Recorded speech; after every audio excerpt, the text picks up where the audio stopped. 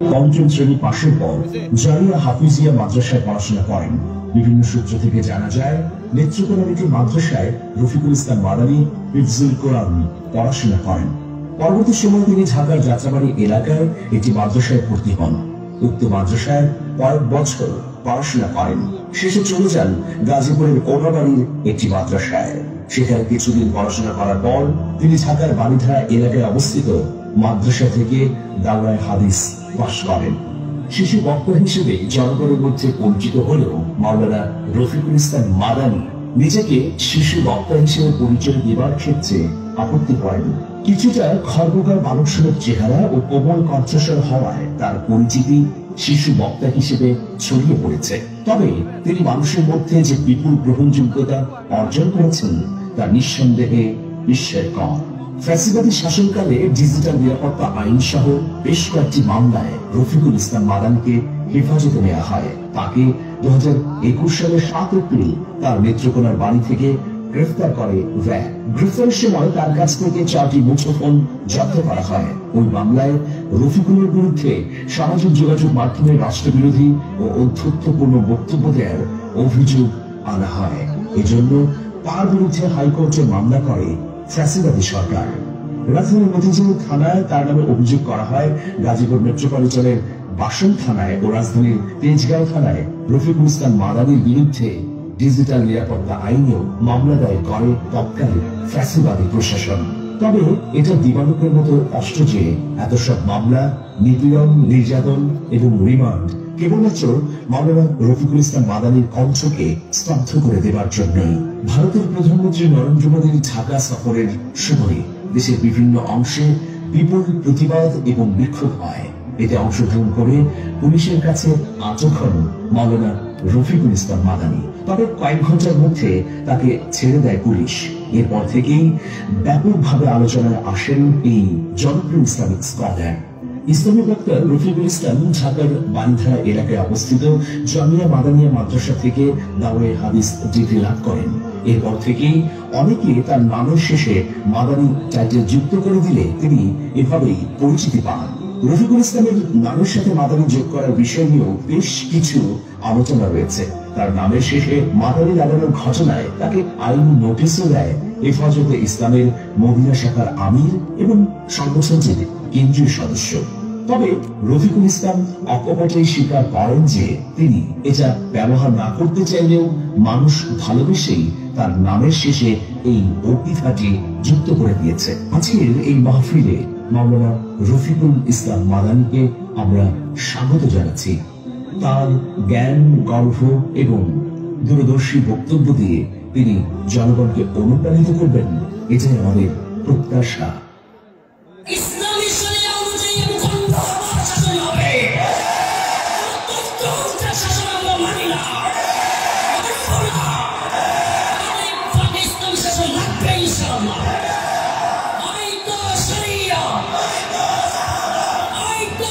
শুকনা যত বাধা, যত ঝড় সাইক্লোন, রাসূলের পথে মোরা চলবই চলবই। এ জীবন বাজি রেখে দিনের নিশান মোরা বাংলার আকাশে উড়াবই। আসুক না যত বাধা, যত ঝড় সাইক্লোন, রাসূলের পথে মোরা চলবই চলবই। এ জীবন বাজি রেখে দিনের নিশান মোরা বাংলার আকাশে উড়াবই।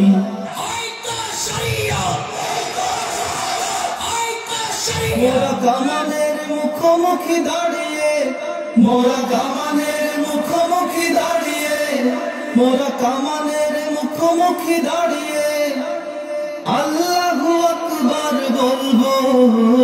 আসুক না যত বাধা, যত ঝড় সাইক্লোন, রাসূলের পথে মোরা চলবই চলবই। এ জীবন বাজি রেখে দিনের নিশান মোরা বাংলার আকাশে উড়াবই। আমাদের দেহে বয় জিহাদি রক্ত, প্রাণে প্রাণে বিপ্লবী ঝংকার ঝংকার। তাকবীরে তাকবীরে বাতিলের মসনদ, কত ভেঙে করেছি যে চুরমার, কত ভেঙে করেছি যে চুরমার, কত ভেঙে করেছি যে চুরমার। এই শির অবনত আল্লাহর কাছে শুধু নয় কোন কোন তাগুতের কাছে সবুজে কাফেলা নিয়ে যাব জানি একদিন মকসুদে মঞ্জিলে পৌঁছে মকসুদে মঞ্জিলে পৌঁছে মকসুদে মঞ্জিলে পৌঁছে আমাদের ছোট হৃদয়ে আমাদের ছোট হৃদয়ে আমাদের ছোট হৃদয়ে রাসূলের প্রেম ছবি আঁকবই আসুক না যত বাধা যত ঝড় সাইক্লোন রাসূলের পথে মোরা চলবই চলবই এ জীবন বাজি রেখে দিনের নিশান মোরা বাংলার আকাশে উড়াবই আসুক না যত বাধা যত ঝড় সাইক্লোন রাসূলের পথে মোরা চলবই চলবই এ জীবন বাজি রেখে দিনের নিশান মোরা বাংলার আকাশে উড়াবই সময় পাই কিনা জানি না, তবে সবাইকে বলি সব জায়গা থেকে মুসলিম উম্মার যুবকদেরকে ঐক্যবদ্ধ হতে হবে। কোন দলাদলি নেই, কোন রাজনীতি নেই। শাহাদাত জপে জপে আমরা বেরিয়ে পড়েছি পথে পথে পথে কেদো না মাগো যেতে দাও পীর মাশায়েখদের সাথে পীর মাশায়েখদের সাথে পীর মাশায়েখদের সাথে বেদিনের পাঞ্জায় বিশ্ব মুসলমান কান্নায় ভাঙছে নীল আকাশ আকাশ আমরা ফুটাবো হাসি মজলুমানের মুখে বুকে ঝড় তুলেছে বিশ্বাস বুকে ঝড় তুলেছে বিশ্বাস বুকে ঝড় তুলেছে বিশ্বাস পৃথিবীর এই অমানিশা পৃথিবীর এই অমানিশা পৃথিবীর এই অমানিশা সত্যের আলো দিয়ে টুটাবো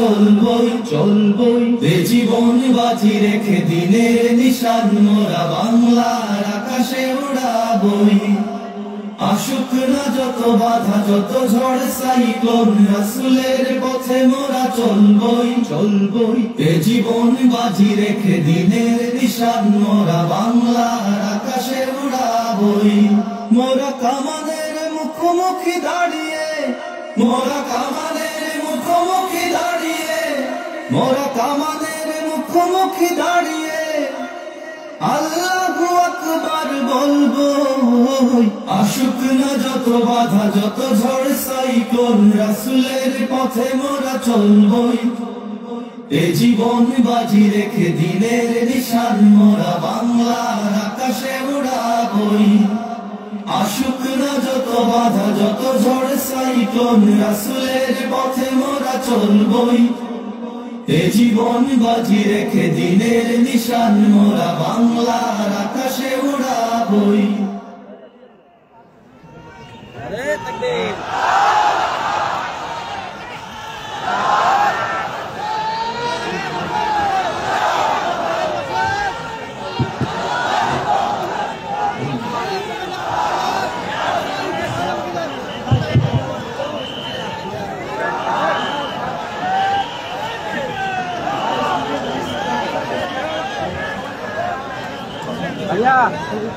أعوذ بالله من الشيطان الرجيم بسم الله الرحمن الرحيم بسم الله الرحمن الرحيم والعصر إن الإنسان لفي خسر إلا الذين آمنوا وعملوا الصالحات وتواصوا بالحق وتواصوا بالصبر প্রিয় আমার ভাইরা আসসালামু আলাইকুম ওয়া রাহমাতুল্লাহ। উপস্থিত আমাদের মায়েরা এবং বোনেরা সবাইকে সালাম জানাচ্ছি। আজকে আমরা এই ধরনের ত্যাগ স্বীকার করতে প্রস্তুত তো ইনশাআল্লাহ। দিনের জন্য ইনশাআল্লাহ আমরা সবাই প্রস্তুত ইনশাআল্লাহ। ইনশাআল্লাহ আমরা এই আলেমদের পিছনে যে সমস্ত আলেমরা জীবনকে বাজি রেখে আল্লাহর দিনের জন্য সংগ্রাম করেছে, তাদের সাথে আমরা আছি তো ইনশাআল্লাহ। তাদের সাথে আমরা থাকবো ইনশাআল্লাহ। তাদেরকে আমরা মাথার উপর রাখতে চাই, তাদেরকে সাথে না তাদেরকে মাথার উপর রাখতে চাই ইনশাআল্লাহ। তাদেরকে মাথার উপর রাখতে চাই তো ইনশাআল্লাহ। আমি ওদেরকে অনুরোধ করছি তার আল্লাহর জীবন তৈরি তার কাছ থেকে আমরা তার কথা শুনবো ইনশাআল্লাহ। আসসালামু আলাইকুম ওয়া রাহমাতুল্লাহ। লিল্লাহি তাকবীর, লিল্লাহি তাকবীর। আল কোরআনের আলো, রফিকুল ইসলাম মাদানীর আগমন যশোরবাসীর পক্ষ থেকে, খুলনাবাসীর পক্ষ থেকে, তাওহীদি জনতার পক্ষ থেকে, আদ্দিন ফাউন্ডেশনের পক্ষ থেকে। সংগ্রামী তাওহীদি জনতা, এই পর্যায়ে আপনাদের সামনে পবিত্র কোরআন থেকে মূল্যবান তাকরীর পেশ করবেন আদ্দিন ফাউন্ডেশনের উদ্যোগে আয়োজিত 3 দিন ব্যাপী ঐতিহাসিক তাফসীরুল কোরআন মাহফিলের দ্বিতীয় দিনের সমাপনী অংশের বিশেষ মেহমান হযরতুল আল্লাহ মাওলানা রফিকুল ইসলাম মাদানী সাহেব নেত্রকোনা। এই পর্যায়ে আপনাদের সামনে পবিত্র কালামে হাকিম থেকে তাকরীর পেশ করছেন বিশিষ্ট ইসলামী চিন্তাবিদ, মজলুম জননেতা, জননন্দিত মুফাসসির কারক হযরত মাওলানা রফিকুল ইসলাম মাদানী সাহেব। আমি মুহতারামকে পবিত্র কালাম থেকে আলোচনা পেশ করার জন্য বিনীতভাবে অনুরোধ জানাচ্ছি। আসসালামু আলাইকুম ওয়া রাহমাতুল্লাহি ওয়া বারাকাতুহু।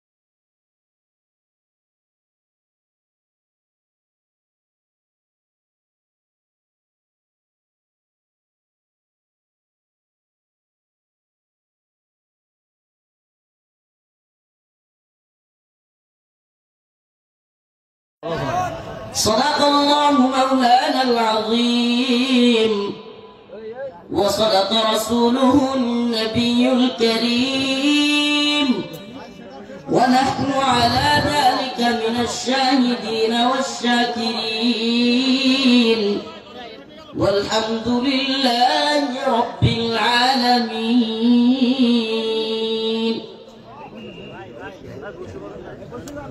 সকলে একটু দরুদ শরীফ পড়ি আল্লাহুম্মা সাল্লি আলা মুহাম্মাদিন ওয়া আলা আলি মুহাম্মাদ কামা সাল্লাইতা আলা ইব্রাহিম ওয়া আলা আলি ইব্রাহিম ইন্নাকা হামিদুম মাজিদ اللهم بارك على محمد وعلى آل محمد كما باركت على إبراهيم وعلى آل إبراهيم إنك حميد مجيد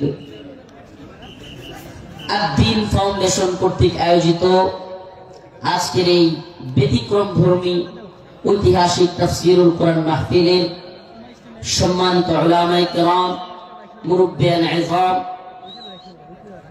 আমার প্রিয় যুবক ভাইরা, স্নেহের ছোট ভাইরা, পর্দানিশীল শ্রদ্ধেয় মা ও বোনেরা, আল্লাহ রাব্বুল আলামিনের দরবারে অসংখ্য অগণিত শুকরিয়া যে মহান রব্বুল আলামিন আপনাকে আমাকে কোরআন সুন্নাহ এর কিছু কথা বলবার এবং শুনবার জন্য এত সুন্দর একটা ব্যবস্থাপনা করে দিয়েছেন।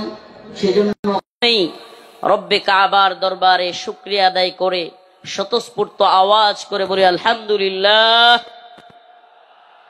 প্রিয় উপস্থিতি, আমি প্রথমে আন্তরিকভাবে জাযাকাল্লাহ, জাযাকুমুল্লাহ এবং আন্তরিকভাবে অন্তরের অন্তঃস্থল থেকে কৃতজ্ঞতা জ্ঞাপন করছি, শুকরিয়া আদায় করছি এবং বিশেষ করে আন্তরিকভাবে মুবারকবাদ জানাচ্ছি আমার প্রিয় আঙ্কেল আদ্দিন ফাউন্ডেশনের মহিউদ্দিন আঙ্কেলকে, যিনি এই ব্যতিক্রমধর্মী সুন্দর এক আয়োজন যশোরবাসীকে, বলতে গেলে বাংলাদেশকে উপহার দিয়েছেন। প্রিয় যশোরবাসী, আসলে আমি কি বলবো, আমি আমার নিজের ডকুমেন্টারি এখানে দেখে আমার আব্বার কথা মনে পড়ে যায়। আমার বাবা চলে গিয়েছেন দীর্ঘ অনেক দিন আগে, আমি যখন হেফজখানায় পড়ি। তো আজকে যখন এই ডকুমেন্টারিতে আমার বাবার কথাও চলে আসে, আমি আমার চোখে পানি রাখতে পারি নাই। আল্লাহ পাক তাদের এই আয়োজনকে কবুল করুক, বলেন আমিন। প্রিয় উপস্থিতি, আমি আজকে আপনাদের সামনে নিপীড়িত নির্যাতিত মুসলিম উম্মার পক্ষ থেকে কিছু কথা বলবার চেষ্টা করব। আজ পৃথিবীর দিকে দিকে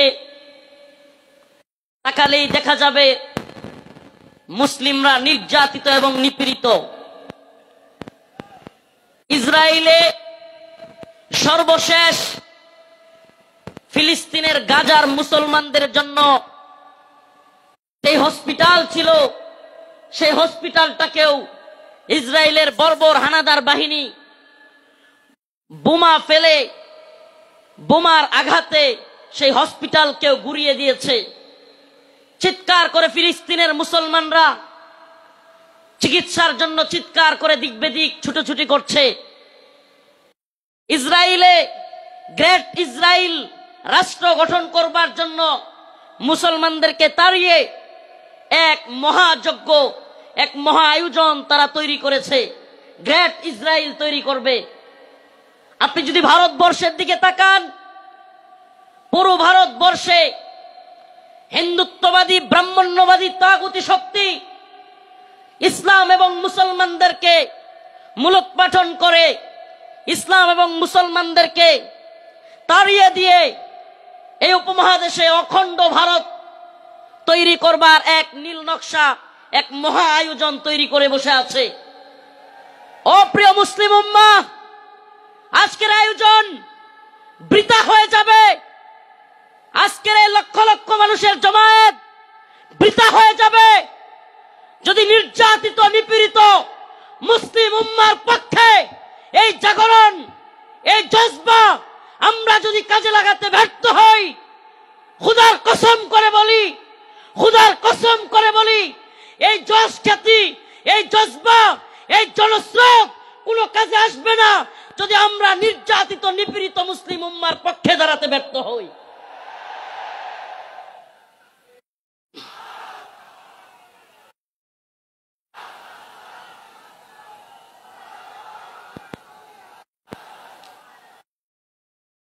আজ পৃথিবীর দিকে দিকে মুসলমানদের যে চিৎকার, মুসলমানদের যে হাহাকার, মুসলমানদের যে আর্তনাদ, সেটাই যেন কোরআনের সূরাতুন নিসার ৭৫ নম্বর আয়াতে আল্লাহ পাক ফুটিয়ে তুলেছেন। আল্লাহ পাক পৃথিবীবাসীকে জানিয়ে দিচ্ছেন, ওয়ামা লাকুম লা তুকাতিলুনা ফি সাবিলিল্লাহ, ওয়ামা লাকুম লা তুকাতিলুনা ফি সাবিলিল্লাহ ওয়াল মুস্তাদাফিনা মিনার রিজাল والنساء والولدان الذين يقولون ربنا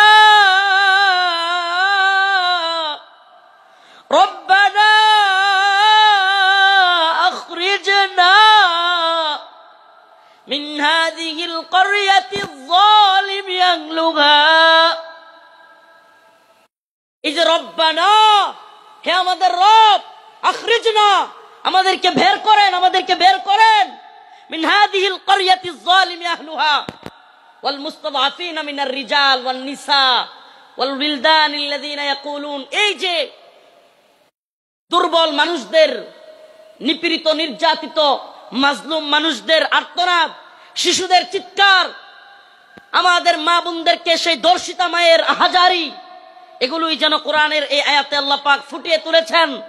আল্লাহ পাক জানিয়ে দিলেন, ও মুসলিম উম্মার যুবকেরা, খাহেসাত পূরণ করার জন্য লক্ষ লক্ষ জমায়েতের মধ্যে তোমাকে বরণ করে নেওয়া, এটা তোমার সাকসেসফুলতা।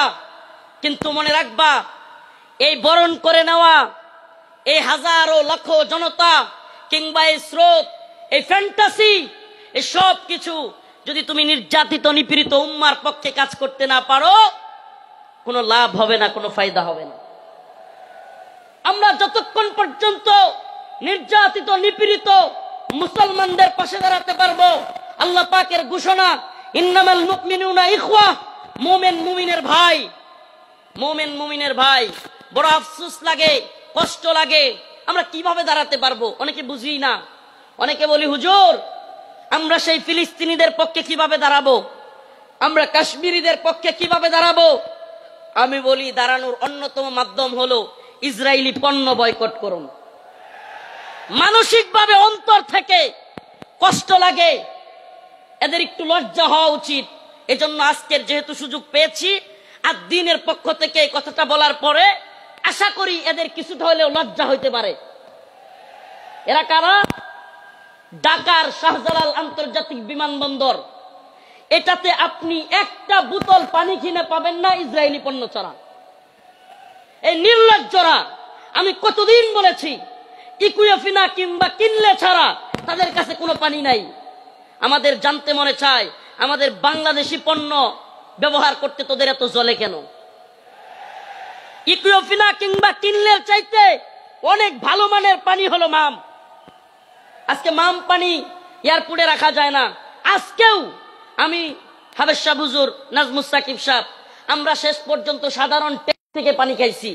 কথাগুলো কেন বললাম?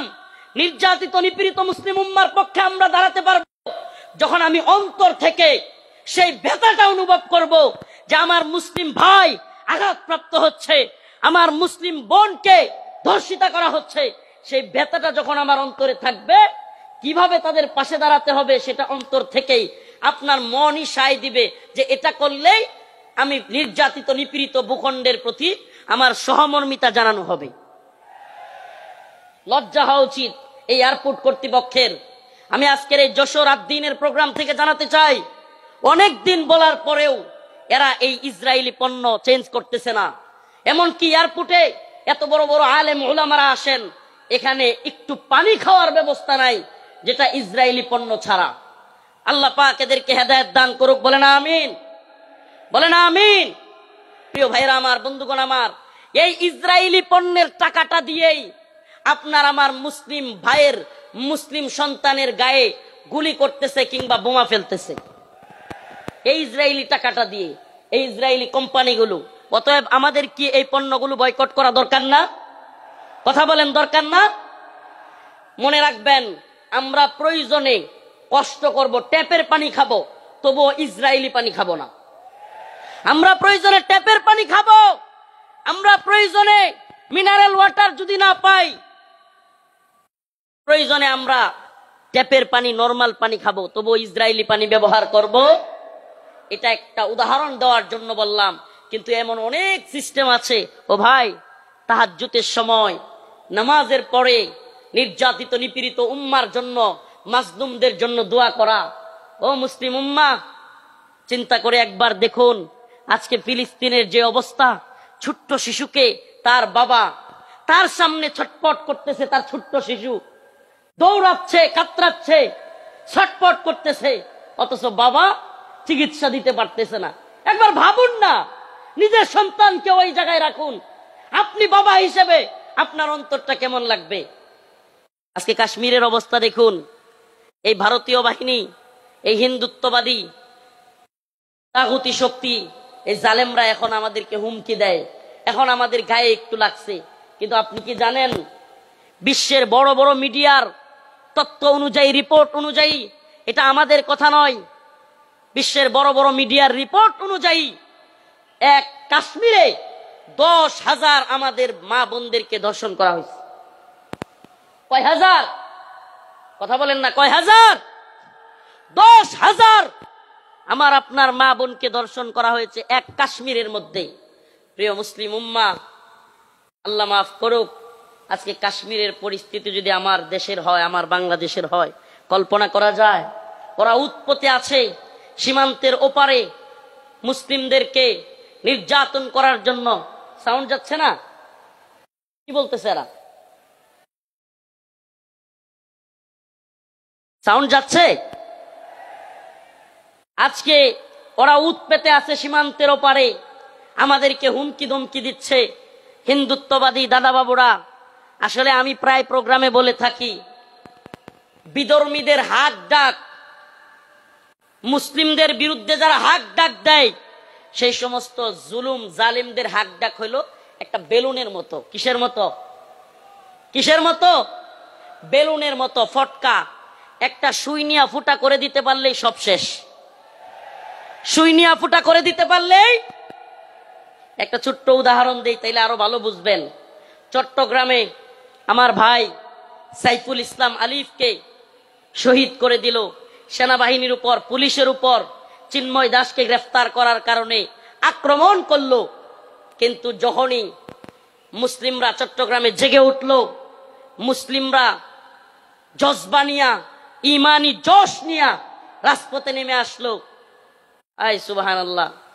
যেই চিন্ময় দাসকে গ্রেফতার করার কারণে, যে চিন্ময় দাসকে গ্রেফতার করার কারণে হাজার হাজার লোক প্রিজন ব্যান আটকায় দিছে, যে চিন্ময় দাসকে গ্রেফতারের কারণে আমাদের এক ভাইকে হত্যা করে ফেলছে, 2-3 দিন যাইতে পারে নাই। ওই যে একটা কথা আছে না, সেনাবাহিনীর কথাটা খুব প্রচলিত হয়েছিল বাংলাদেশে, গোপালগঞ্জেতে সূর্যই উঠেছে, বাকিটা বললাম না। যখনই ওইটা লাগাই দিছে, মুসলিমরাও জায়গা উঠছে। সুবহানাল্লাহ।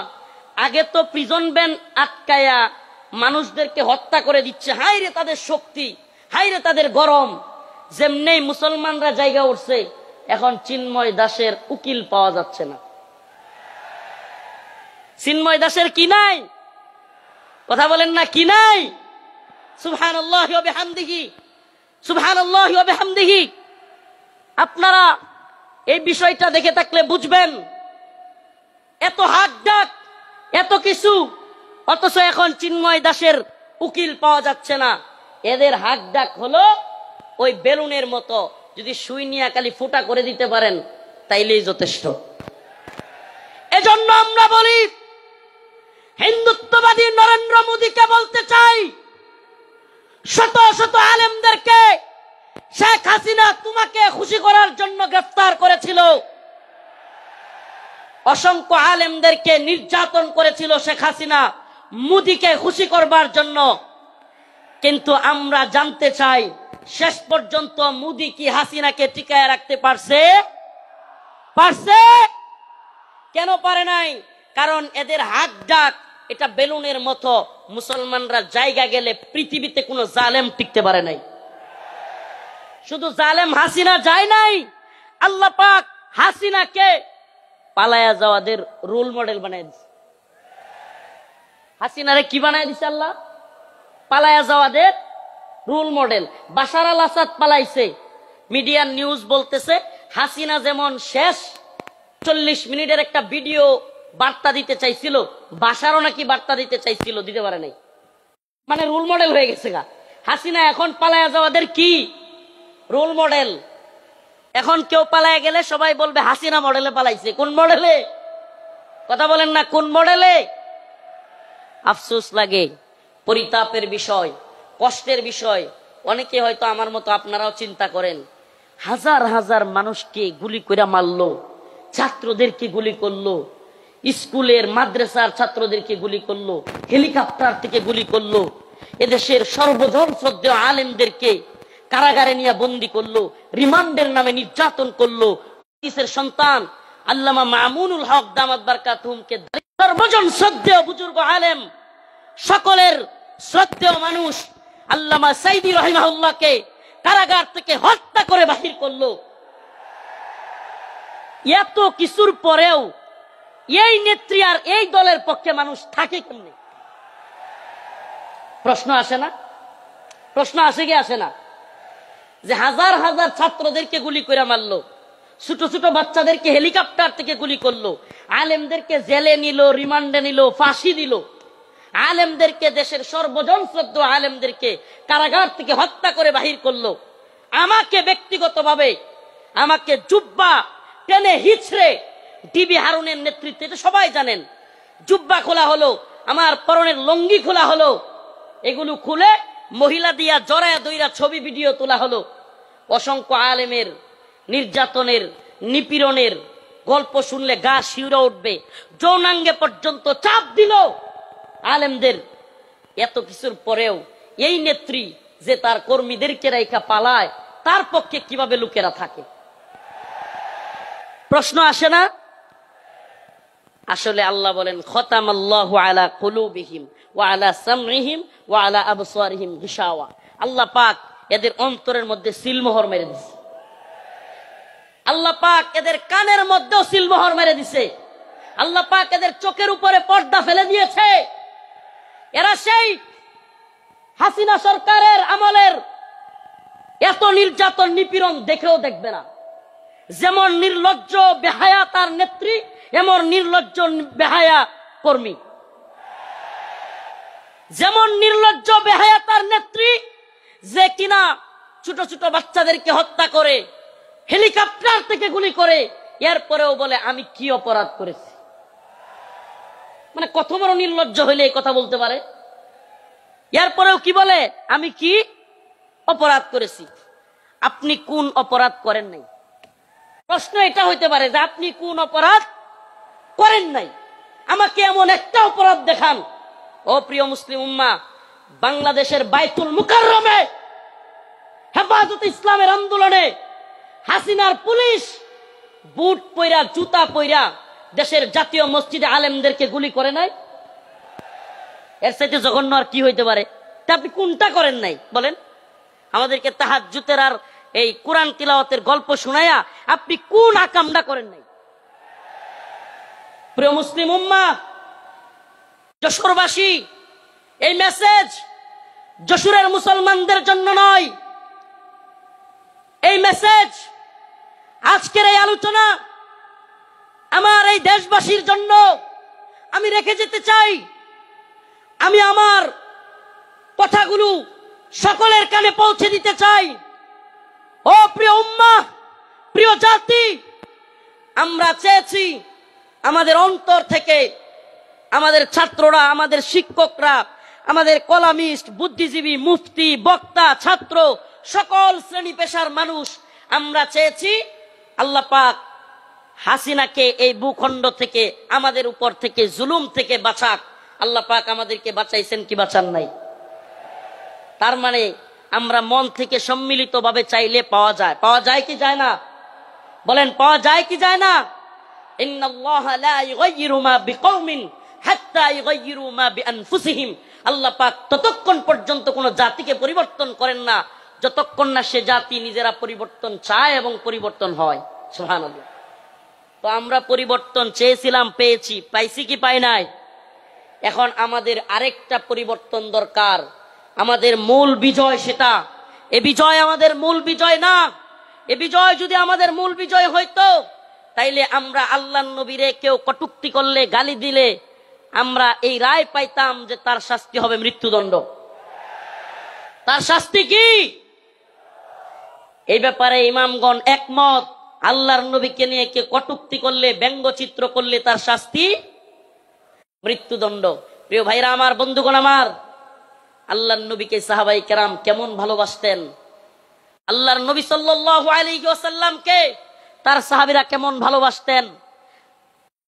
কাব বিন আশরাফ নামে ইহুদিদের এক নেতা ছিল। নাম কি? কাব বিন আশরাফ। এক ইহুদি নেতা, এত দেহ ছিল, অনেক বড় সড়ো ছিল দেহ, বিশাল দেহের আকৃতির লোক ছিল। কাব বিন আশরাফ বদর যুদ্ধে যখন মুসলমানরা বিজয়ী হয়েছে, কাব বিন আশরাফ কষ্টে তার অন্তর জ্বলে গেছে। বদর যুদ্ধে কাফেরদের বড় বড় নেতা আবু জাহেল সহ নিহত হয়ে গেছে, জাহান্নামে চলে গেছে। কাব বিন আশরাফের কলিজায় জ্বলন শুরু হয়ে গেছে। সেই মুহাম্মদ আরবি সাল্লাল্লাহু আলাইহি ওয়াসাল্লামকে নিয়ে বিভিন্ন ধরনের কটূক্তিমূলক কবিতা বানাইছে। তার মহিলা ভাড়া কইরা তাদেরকে দিয়াও রসুলের বিরুদ্ধে বিশুদ্ধার করাইছে। আল্লাহ নবী সাল্লাল্লাহু আলাইহি ওয়াসাল্লাম ডাকলেন, কাব বিন আশরাফ তাকে হত্যা করতে পারবে এমন কে আছো? সুবহানাল্লাহ বলেন। রাসূল সাল্লাল্লাহু আলাইহি ওয়াসাল্লাম নিজে ডাকলেন, হে আমার সাহাবারা, তোমাদের মধ্যে কে আছে কাব বিন আশরাফকে হত্যা করবে? অথচ আমার নবীর ব্যাপারে অনেকে বলে, রাসূল সাল্লাল্লাহু আলাইহি ওয়াসাল্লামকে কি বলে, রাসূল সাল্লাল্লাহু আলাইহি ওয়াসাল্লাম এক গালে মারলে আরেক গাল পাইতা দিতেন। ছোটবেলায় এগুলো শুনতাম, নাউজুবিল্লাহ। রাসূলের এক গালে মারবে আর সাহাবায়ে কেরাম বসে বসে দেখবে। ইসলাম সন্ন্যাসী মার্কা ধর্ম না। ইসলাম সন্ন্যাসী মার্কা, সন্ন্যাসীগিরি, গান্ধীগিরি ইসলামে চলে না। ইসলামের বাণী একবারে সুস্পষ্ট, ফায়াকতুলুনা ওয়া ইউকতালুন, হয় মরো নাইলে মারো। দিনের প্রয়োজনে মারতে হবে, মরতে হবে, ইনশাআল্লাহ। দিনের প্রয়োজনে মারতে হবে, মরতে হবে। মায়ের খাওয়াও সুন্নত, দেওয়াও সুন্নত। আমরা যদি খালি মারতো, মাঝে মাঝে পিটানো দেওয়া লাগছে, কথা কয় না? যারা জালিমের পক্ষ নিবে, একটা কথা মনে রাখবেন, মুসলমান ইমামদার, সম্ভবত হযরত আলী রাদিয়াল্লাহু আনহুর কথা এটা, জালেমদের প্রতি সহানুভূতি দেখানো মাজলুমদের সাথে গাদ্দারি। আবারও বলছি, জালেমদের প্রতি উদারতা দেখানো মাজলুমদের সাথে গাদ্দারি। মাজলুমদের সাথে গাদ্দারি করা যাবে? কাব বিন আশরাফ আল্লাহর নবীর নিয়ে কটূক্তি করে। রাসূল সাল্লাল্লাহু আলাইহি ওয়াসাল্লাম বললেন, তোমাদের মধ্যে কে আছে যে কাব বিন আশরাফকে হত্যা করবে? আল্লাহর নবীর এক সাহাবী মুহাম্মদ বিন মাসলামা দাঁড়ায় গেলেন, ইয়া রাসূলুল্লাহ আতুহিব্বু আন তাকতুলাহু? ইয়া রাসূলুল্লাহ, আপনি কি চান আমি তাকে হত্যা করি? রাসূল বললেন, অবশ্যই হ্যাঁ। মুহাম্মদ বিন মাসলামা বললেন, ইয়া রাসূলুল্লাহ, আমাকে অনুমতি দেন, আমি একটু তার সাথে গল্প করব, বানায় সিনায়া গল্প করবো আর কি, তারা একটু খুশি করব। ইয়া রাসূলুল্লাহ, আমার অনুমতি দেন। আল্লাহর নবী বললেন, অনুমতি দিলাম।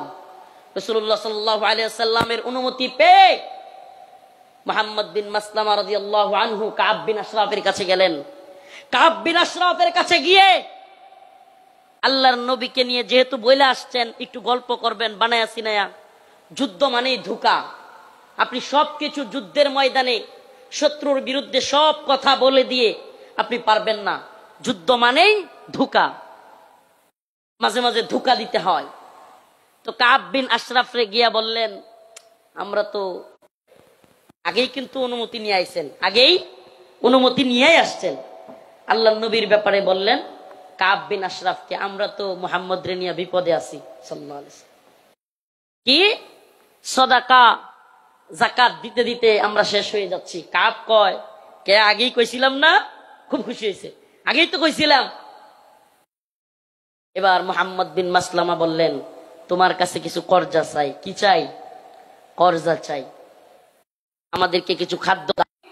আমি অবশ্যই কাব বিন আশরাফকে কতল করব, তবে আমাকে অনুমতি দেন, আমি যেন কাব বিন আশরাফের সাথে খুশ গল্প করতে পারি।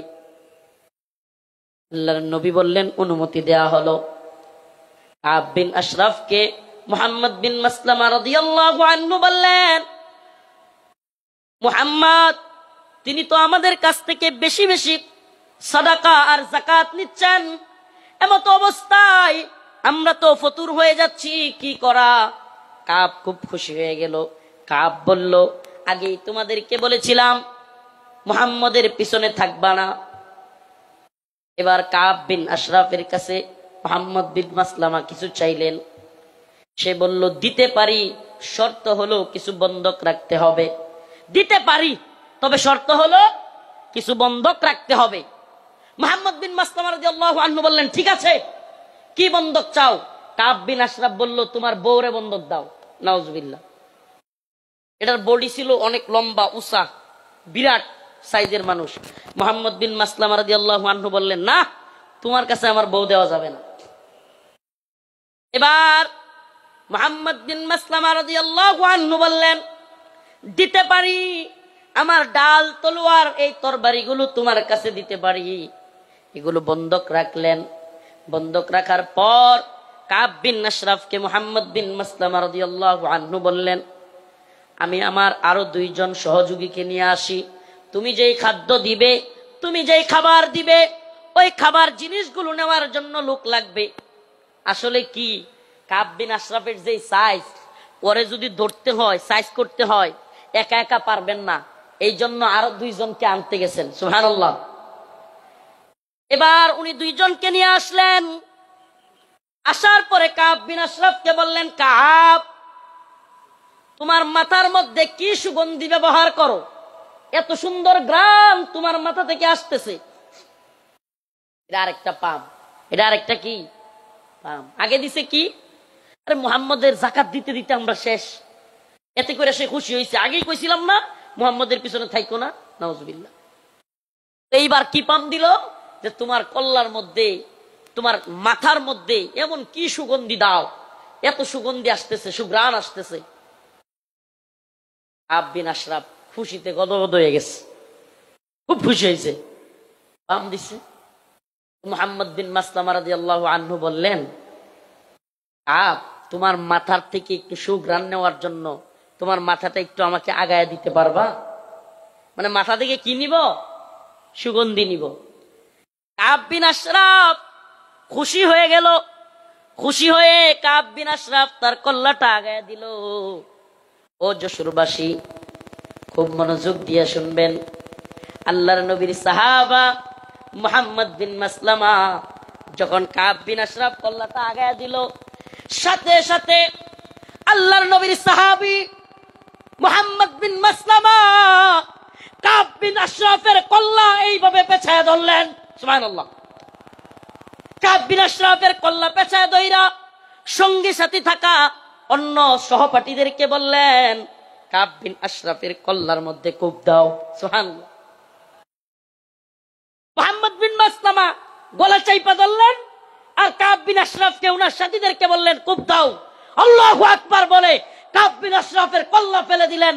ও মুহাম্মদ আরবির উম্মতেরা, সেই জগৎ বিখ্যাত উক্তি শেখ খালিদ আর রশিদ ফাকাল্লাহু আসরার কণ্ঠে কণ্ঠ মিলিয়ে বলতে চাই, ইয়া উম্মতে মুহাম্মদ, ইয়া উম্মতে মুহাম্মদ, আমার নবীকে নিয়ে কটূক্তি করা হবে, আমার নবীকে নিয়ে ব্যঙ্গচিত্র বানানো হবে। আল্লাহর নবীর সাহাবায়ে কেরাম সহ্য করতে পারতেন না। ফরমায়া রাসূলুল্লাহ সাল্লাল্লাহু আলাইহি ওয়াসাল্লাম, ফরমায়া রাসূলুল্লাহ সাল্লাল্লাহু আলাইহি ওয়াসাল্লাম, মান সাব্বা নাবিয়ান ফাকতুকে নিয়ে যে কটূক্তি করবে, রাসূল সাল্লাল্লাহু আলাইহি ওয়াসাল্লামকে যে গালি দিবে, তার শাস্তি একটাই। সমস্ত ইমাম একমত, আল্লাহর নবীকে নিয়ে কটূক্তিকারীর শাস্তি ওয়াজিবুল কতল, তাকে হত্যা করা হবে, তার কল্লা থেকে গলাকে আলাদা করে দিতে হবে।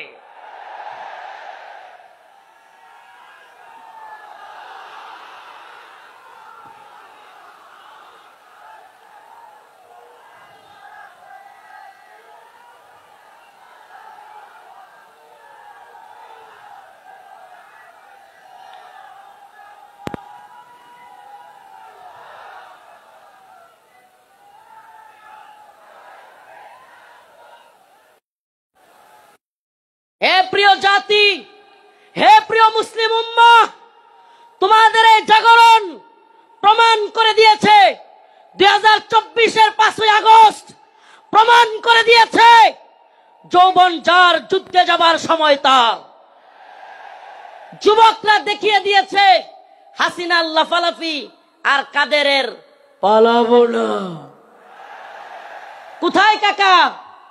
পালাবো না কোথায়? এত দাম্ভিকতা, এত অহংকার ভালো না। এত দাম্ভিকতা, এত অহংকার ভালো না। মনে রাখবা, ফেরাউন নমরুদি আল্লাহর কাছে কোনো টাইম ছিল না, আর উবাইদুল কাদের আর হাসিনা। আল্লাহ পাক তোমাদেরকে পরিণতি দেখিয়ে দিয়েছেন। মুসলিম উম্মার যুব সমাজদেরকে বলি, ও প্রিয় উম্মার যুবকেরা, তৈরি হও নির্যাতিত নিপীড়িত মুসলিম উম্মার পাশে দাঁড়াবার জন্য। তৈরি হও আল্লাহর নবীর বিরুদ্ধে যারা যাবে তাদেরকে অবশ্যই ওয়াজিবুল কতল, আল্লাহর নবীর গালি দেওয়ার শাস্তি, মৃত্যুদণ্ড করতেই হবে। রাজি আছো তো ইনশাআল্লাহ? ও প্রিয় মুসলিম উম্মাহ, তোমরা তো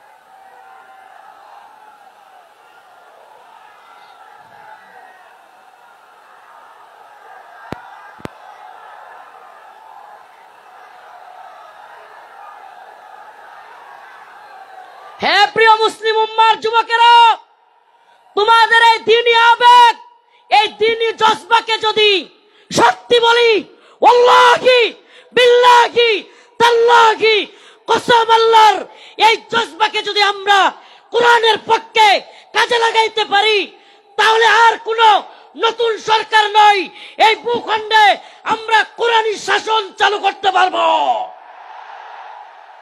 আর কোন তন্ত্রমন্ত্র নয়, তন্ত্রমন্ত্রের দেখা শেষ। আমরা তো এই স্লোগান দিকে দিকে আজ জানিয়ে দিতে চাই, তন্ত্রমন্ত্রের দিন শেষ, কোরআন সুন্নাহর বাংলাদেশ। বলেন না, তন্ত্রমন্ত্রের দিন শেষ, কোরআন সুন্নাহর বাংলাদেশ। সাবিলুনা সাবিলুনা, তরিকুনা তরিকুনা। স্লোগান আজকে একটু ব্যতিক্রম হবে। আমি বলবো, আল্লাহর জমিনে আল্লাহর আইন বাস্তবায়ন ফরজে আইন। বলতে পারবেন? আল্লাহর জমিনে আল্লাহর আইন বাস্তবায়ন ফরজে আইন। হয়তো শরিয়ত, ইম্মা শরিয়া, ইম্মা শরিয়া, হয়তো শরিয়ত। হয়তো আমরা শাহাদাত বরণ করব, না হলে ভূখণ্ডে শরীয়ত প্রতিষ্ঠা করব। কালেমার পতাকা দেখলে যেগুলোর জ্বলে, এগুলোর সাবধান করে দিতে চাই। এ ভূখণ্ডে লা ইলাহা ইল্লাল্লাহর পতাকা উড়বেই, আজ হোক কাল একদিন উড়বেই। ইসাবাতান মিন উম্মতি আহরাজাহুম আল্লাহু মিনান নার, ইসাবাতুন তাগজুল হিন্দা ওয়া ইসাবাতু মা ঈসা ইবনে মারইয়াম। রাসূলের ভূখণ্ডে হিন্দুত্ববাদী ব্রাহ্মণ্যবাদী তাগুতি শক্তির বিরুদ্ধে, দিল্লির বিরুদ্ধে, হিন্দুত্ববাদীদের বিরুদ্ধে আল্লাহর নবী বলেছেন, মুসলমানদের একটা গজওয়া হবে, গজওয়াতুল হিন্দ হবে। সেই যুদ্ধে মুসলমানরা বিজয়ী হবে। শুধু বিজয়ী হবে না, দিল্লির সেই মসনদে, দিল্লির সেই লাল কেল্লায় কালেমার পতাকা পথ পথ করে উড়বে ইনশাআল্লাহ, ইনশাআল্লাহ।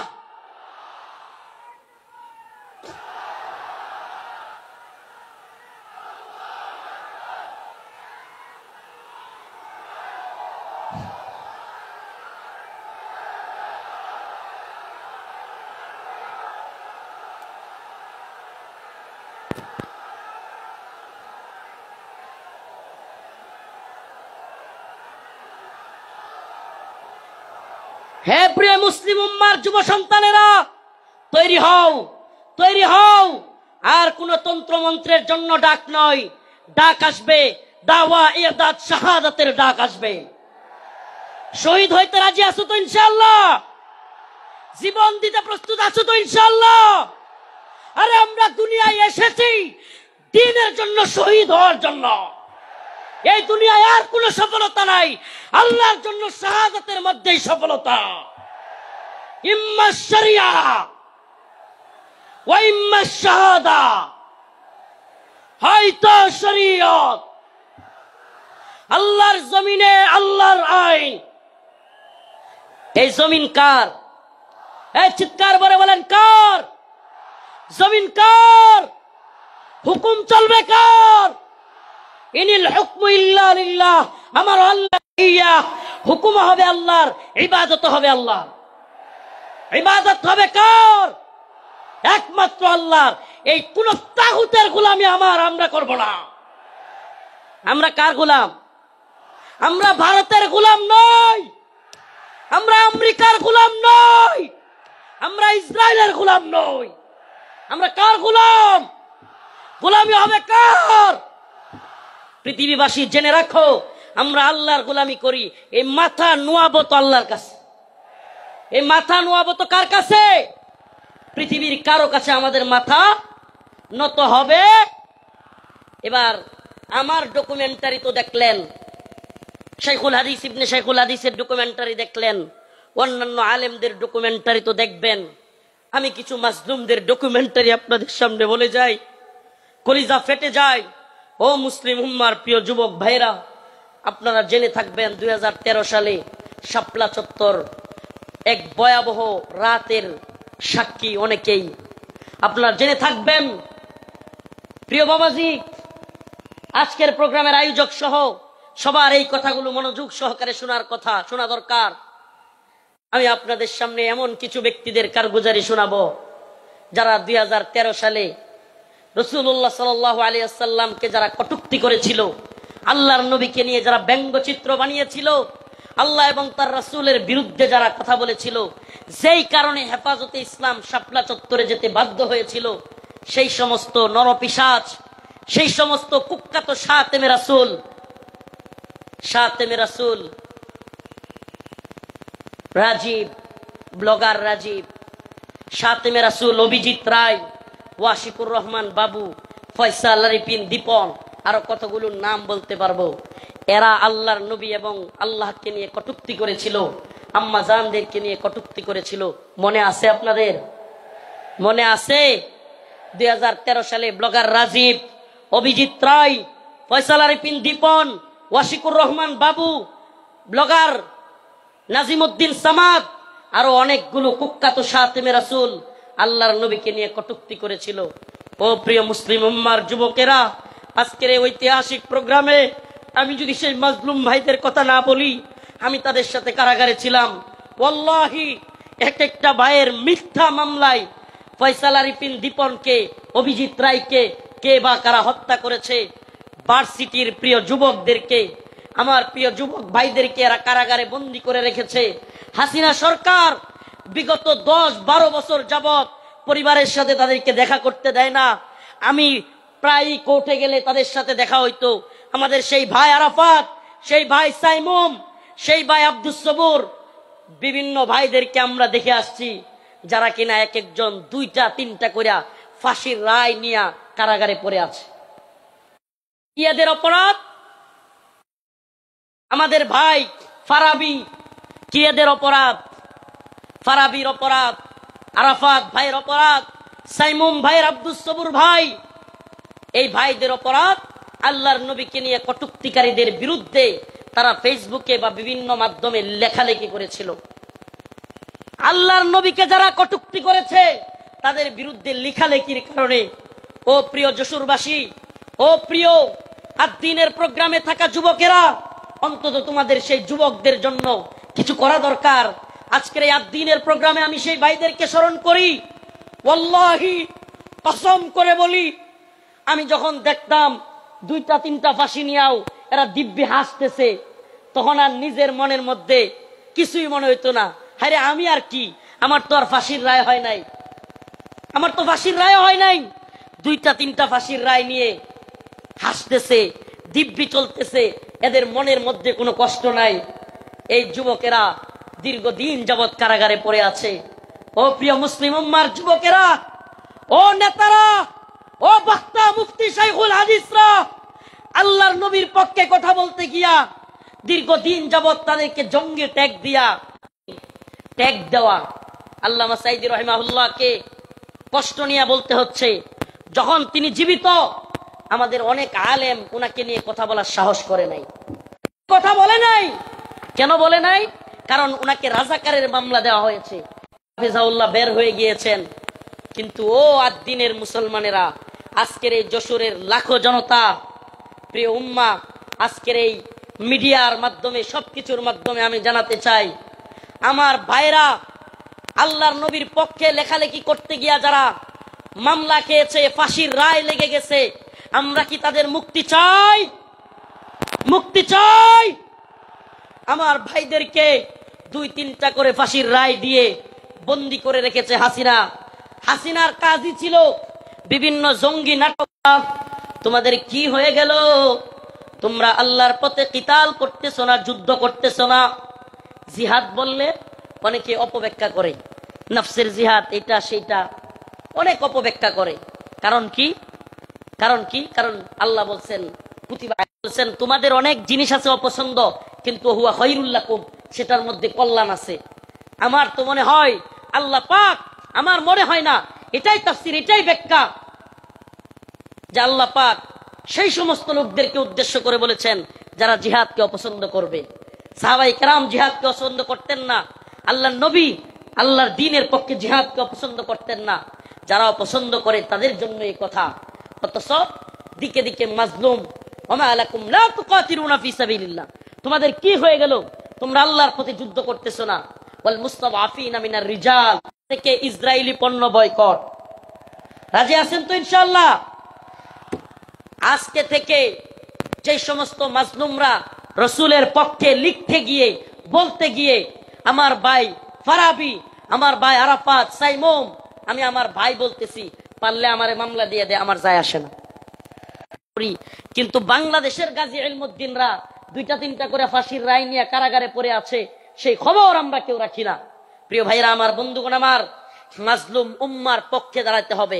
আজকের আমার আলোচনার মূল কথা, মাজলুম উম্মার পাশে দাঁড়াতে, মাজলুম উম্মার পাশে দাঁড়াতে।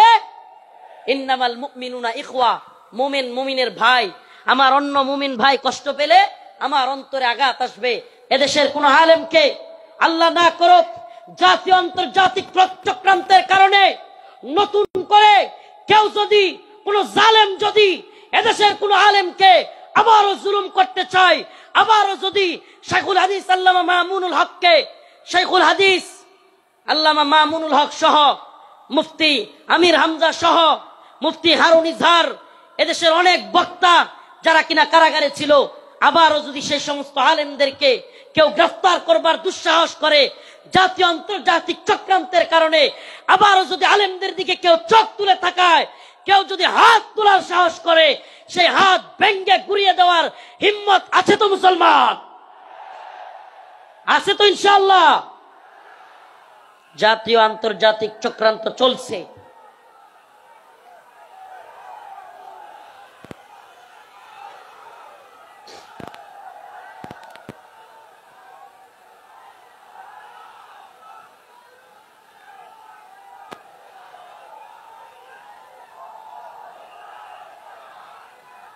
জাতীয় আন্তর্জাতিক চক্রান্ত চলছে আমাদের এই ভূখণ্ডকে নিয়ে। জাতীয় আন্তর্জাতিক চক্রান্ত চলছে। এই চক্রান্তের ডালপালা গভীরে আমরা জাতি হিসেবে সজাগ থাকব। একটা কথা মনে রাখবেন, আগামীকালকে আপনার ঘরে চুরি অথবা ডাকাতি হবে। আপনি যদি আগে ভাগে জানতে পারেন, তাইলে আপনি ডাকাতকে কিভাবে আটকাইতে হবে এটা আপনি আরামসে বুঝে যাবেন। সজাগ থাকা খুব জরুরি। আগামীকালকে ডাকাত আপনার বাড়িতে হামলা করবে, যদি ডাকাতকে নিজে সামলাইতে না পারেন, প্রয়োজনে আগামীকালকে আসবে জানলে প্রয়োজনে মাইকিং করবেন। ঠিক কি ঠিক না? প্রয়োজনে কি করবে? মাইকিং করে হইলেও ডাকাত আটকাবে। যদি আমরা জানি আমাদের বিরুদ্ধে চক্রান্ত হচ্ছে, হিন্দুত্ববাদী ভারত আমাদের বিরুদ্ধে চক্রান্ত অব্যাহত রেখেছে, এমনকি আমরা শুনতে পাই বর্তমান উপদেষ্টা কমিটিতেও ভারতীয় দালালরা বসে গেছে। এ কথা আমরা শুনতে পাই, বর্তমান উপদেষ্টা কমিটিতে ভারতীয় দালাল ঢুকে গেছে। আমাদের বক্তব্য স্পষ্ট, মোমেন এক গর্তে 2 বার পা দেয় না। মোমেন এক গর্তে 2 বার পা। আমরা আর দুঃখা খেতে চাই না। আমরা আর কোন জালেমদেরকে, ইন্ডিয়ার গোলামদেরকে বাংলার ক্ষমতার মস্তদে দেখতে চাই না। মাওলানা আব্দুল হামিদ খান বাসানী বলেছিলেন, পিন্ডি ছেড়েছি দিল্লির গোলামের জন্য নয়। কথাটা মনে আছে আপনাদের? রাওয়ালপিন্ডি পিন্ডি ছেড়েছি দিল্লির গোলামির জন্য নয়, অর্থাৎ পাকিস্তানের পিন্ডি ছেড়েছি ভারতের দিল্লির গোলামির জন্য নয়। আমি বলি পিন্ডি ছেড়েছি, দিল্লি ছেড়েছি ওয়াশিংটনের গোলামির জন্য নয়। আমরা ওয়াশিংটনের গোলামি করব না। আমরা সমস্ত জাতীয় আন্তর্জাতিক চক্রান্তকে মোকাবেলা করে আমরা স্বাধীন চেতা, আমরা মুসলমান, আমরা স্বাধীন ভূখণ্ডে স্বাধীনভাবে বসবাস করতে চাই। আমরা কোরআন সুন্নাহ অনুযায়ী রাষ্ট্র ব্যবস্থা চাই। রাজি আছেন ইনশাআল্লাহ? ওয়ালাউ আন্না আহলাল কুরা আমানু ওয়াত্তাকাউ লাফাতাহনা আলাইহিম বারাকাতিম মিনাস সামাই ওয়াল আরদ। সুবহানাল্লাহ। আল্লাহ পাক বলেন আমানু ওয়াত্তাকাউ লাফাতাহনা আলাইহিম বারাকাতিম মিনাস সামাই ওয়াল আরদ। আল্লাহ পাক বলেন যদি জমিনের বাসিন্দারা তাকওয়া অবলম্বন করত এবং আল্লাহর আইন মেনে চলতো, তাহলে আল্লাহ পাক বারাকাতিম মিনাস সামাই ওয়াল আরদ, আসমান এবং জমিনের সমস্ত বারাকা খুলে দিতেন। সুবহানাল্লাহ। আল্লাহ পাক সমস্ত বারাকা খুলে দিতেন। এজন্য আমি স্লোগান ধরেছি, আল্লাহর জমিনে আল্লাহর আইন বাস্তবায়ন ফরজে আইন। এই তন্ত্রমন্ত্রের আইন 5 বছরের জন্য ইসলাম, এটা আমরা চাই না। আমরা চাই আজীবনের জন্য ইসলাম। ইসলাম কি 5 বছরের সীমায় গণ্ডিতে আবদ্ধ? ইসলাম 5 বছরের সীমান্তে আবদ্ধ নয়। ইসলাম 5 বছরের সীমানায় আবদ্ধ না। 5 বছর ভোট দিয়া নির্বাচিত করে ইসলাম কায়েম। 5 বছর গেলে আবার হয়তো সরে যাইতে হবে। দিন ইসলাম 5 বছরের জন্য সীমাবদ্ধ থাকার জন্য নয়। ইসলাম কায়েম করতে হবে, আল্লাহর জমিনে আল্লাহর আইন বাস্তবায়ন করতে হবে। এটা হবে মুসলিম উম্মার তাড়না, এটা হবে মুসলিম উম্মার প্রেরণা। আমরা হুঁশিয়ার করে দিতে চাই, সাবধান করে দিতে চাই। 2024 সালে হাসিনার পালানোর দৃশ্য দেখা এবং বাংলাদেশে আওয়ামী লীগের অবস্থান দেখা কেউ যদি শিক্ষা না নেন, নতুন করে জুলুম করার চিন্তা ভাবনা, নতুন কইরা কেউ জুলুম করার ভূত কারো মাথায় চাইপা বসে, তাইলে আওয়ামী লীগের পরিণতির জন্য অপেক্ষা করেন। নতুন কইরাও যদি হাসিনার মতো জুলুমের চিন্তা ভাবনা কেউ করেন, আওয়ামী লীগের মতো জুলুম করার খায়েশাত, জালেম হওয়ার ভূত মাথায় চাইপা বসে, সাদাবাজি, টেন্ডারবাজি, দুর্নীতির ভূত, তাইলে বাংলার জনগণ লাথি দিয়া আপনাদের ভূতও তাড়াইয়া দিবে। নতুনদের জন্য এটা একটা হুঁশিয়ারি। 2024 সাল এটা আমাদের গর্বের। 2024 আমাদের গর্বের। আমাদের এই চেতনাকে ধরে রাখতে হবে।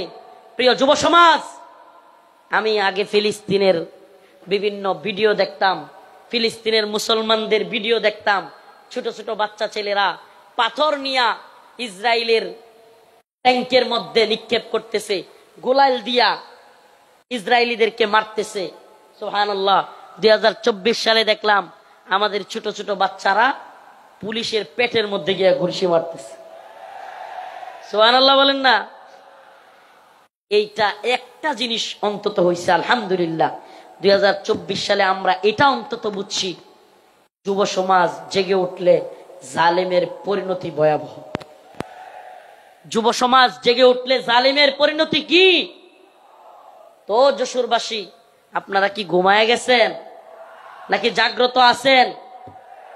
হাসিনা ভারতের গোলামি করেছিল, বাংলাদেশকে দিল্লির একটা, কি বলবো এটাকে, অনেকে বলে অঙ্গরাজ্য, আমি বলি অঙ্গরাজ্য না। হাসিনা এটাকে দিল্লির একটা ডাস্টবিন বানাইছিল। দিল্লির ডাস্টবিন মানে দিল্লি আমাদের আম খাবে, আমাদের ইলিশ খাবে, আমাদের সব কিছু নিবে, ট্রানজিট নিবে, আমাদের রেল লাইন নিবে, আমাদের সব কিছু নিবে, আর আমাদেরকে লাশ উপহার দিবে। আমাদেরকে বন্যার পানি দিয়া বাসায়া একের পর এক লাশ উপহার দিবে। এটাকে আপনি ডাস্টবিন না বলে কি বলবেন? বন্ধুত্ব? এটা কি বন্ধুত্ব?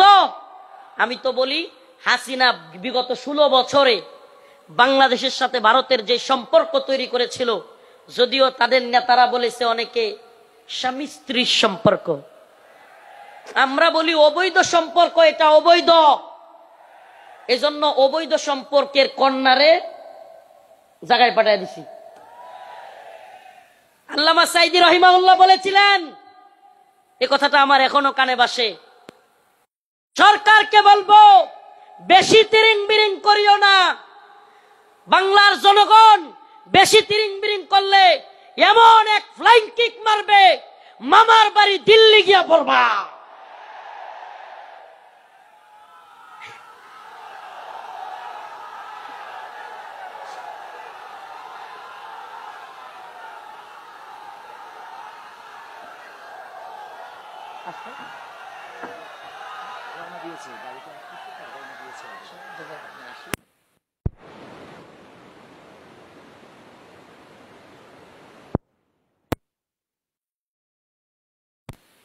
কথাই বাস্তব হয়েছে। বাংলার জনগণ ফ্লাইং কিক মারছে, রান্না করা খাবার খাওয়ারও সময় নাই। রান্না করা খাবার খাওয়ারও সময় নাই।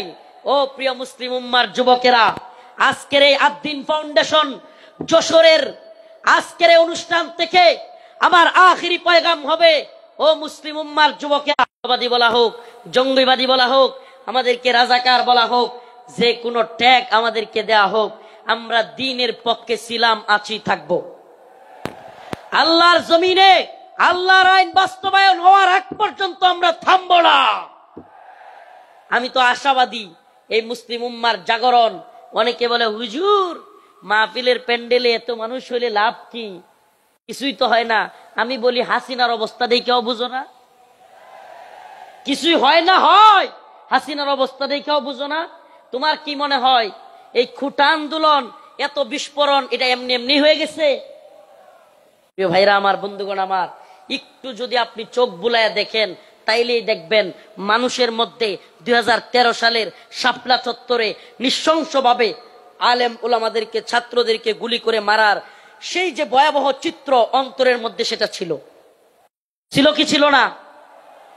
অসংখ্য আলেমদেরকে গ্রেফতার, রিমান্ডের, নির্যাতনের চিত্র তাদের অন্তরে ছিল কি ছিল না?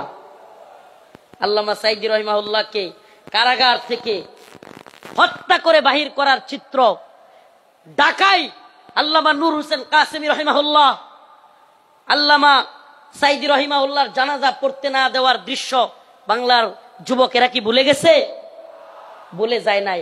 সবগুলো বিষয় একত্রিত হইয়া শেষে যখন সাধারণ ছাত্রদেরকেও গুলি করে হাসিনা মারা শুরু করলো, একটা বিস্ফোরণ ঘটে গেল। ঠিক না? তো বিস্ফোরণ কোত্থেকে শুরু হয়েছে? সেই আগে থেকে এই বিস্ফোরণ শুরু হয়েছে। এজন্য বলি, প্রিয় মুসলিম উম্মা, আপনাদের প্রতি আমার আখিরি পয়গাম, ও আদ্দিনের মুসলমান, আজকের এই যশোরবাসী, খুলনাবাসী, সারা বাংলাদেশ থেকে আগত মিডিয়ার মাধ্যমে সারা দেশে যারা আমার কথাগুলো শুনবেন, আমার একটা পয়গাম, আখিরি পয়গাম আপনাদের প্রতি। ও প্রিয় মুসলিম উম্মা, আমাদেরকে দ্বীনের প্রয়োজনে, আল্লাহর জমিনে আল্লাহর দ্বীন বাস্তবায়নের জন্য, কাফের মুশরিকদের মোকাবেলা করবার জন্য, প্রয়োজন হলে দ্বীনের জন্য ময়দানে শহীদ হওয়ার জন্য তৈরি থাকতে হবে। এটা মনে রাখবেন, শাহাদাতের তামান্না। আল্লাহ পাক আমাদেরকে কবুল করুক, মঞ্জুর করুক, বলেন আমিন। শাহাদাতের তামান্না, আখিরি পয়গাম। প্রিয় ভাই মুফতি আমির হামজা হাফিজাহুল্লাহ চলে এসেছেন। আমি ছেড়ে দিব। ভাইয়ের জন্য আপনাদের কাছে খাস করে দোয়া চাই, খাস ভাবে দোয়া চাই। নাসরুম মিনাল্লাহ ওয়া ফাতহুন করিব ওয়া বাশশিরিল মুমিনিন। আসসালামু আলাইকুম ওয়া রাহমাতুল্লাহি ওয়া বারাকাতুহু।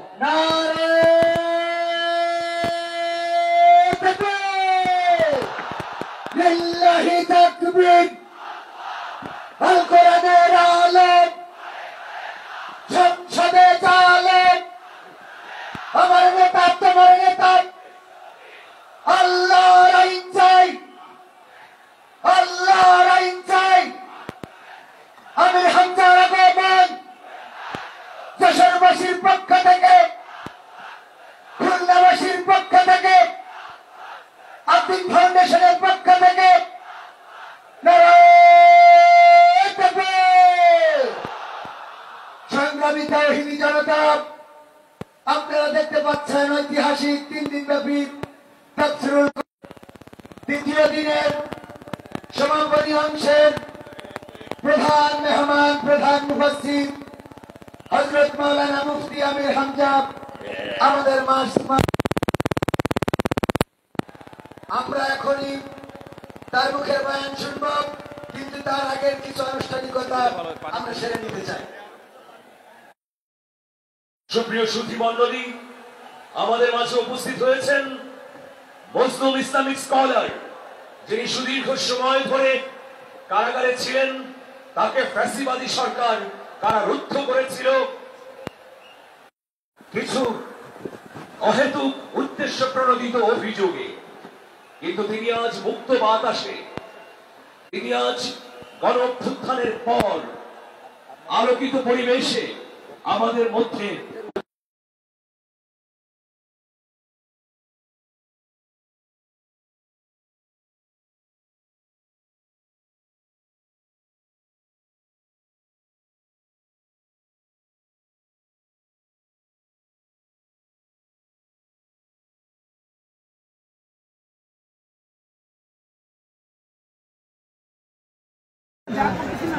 بسم الله الرحمن الرحيم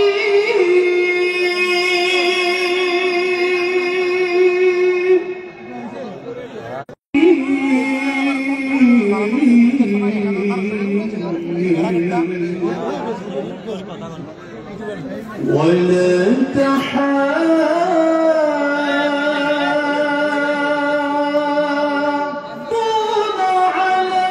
طعام المسكين وتأكلون التراث أكلا لما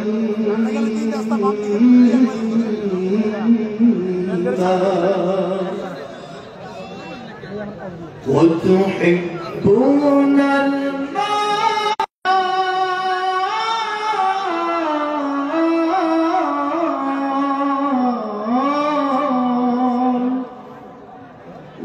وتحبون المال حبا جما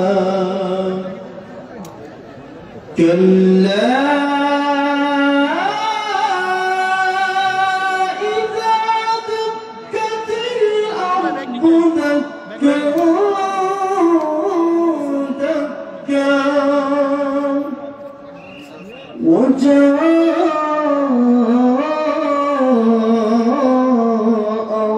ربك والملك صفا صفا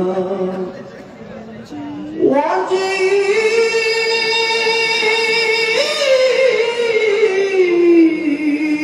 يومئذ بجهنم وجيء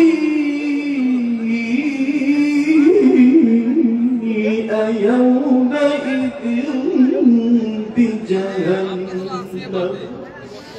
يومئذ يتذكر الإنسان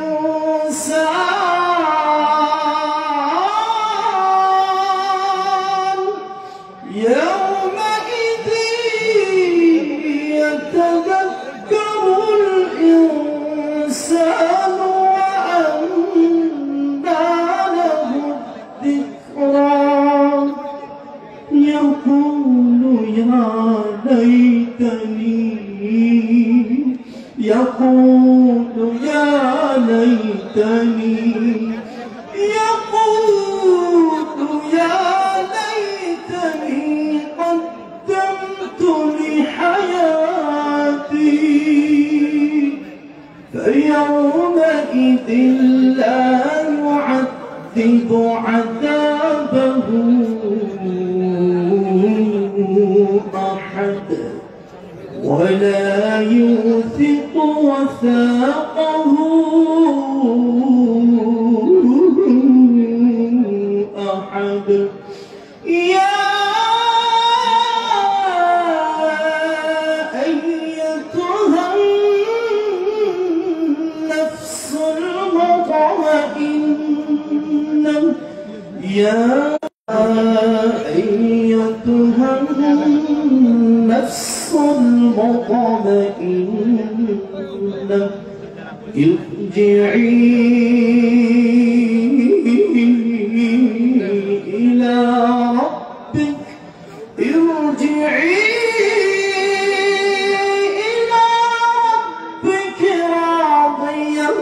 راضية مرضية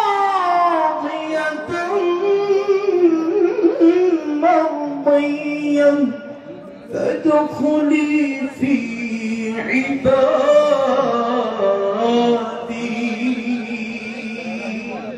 وادخلي جنتي.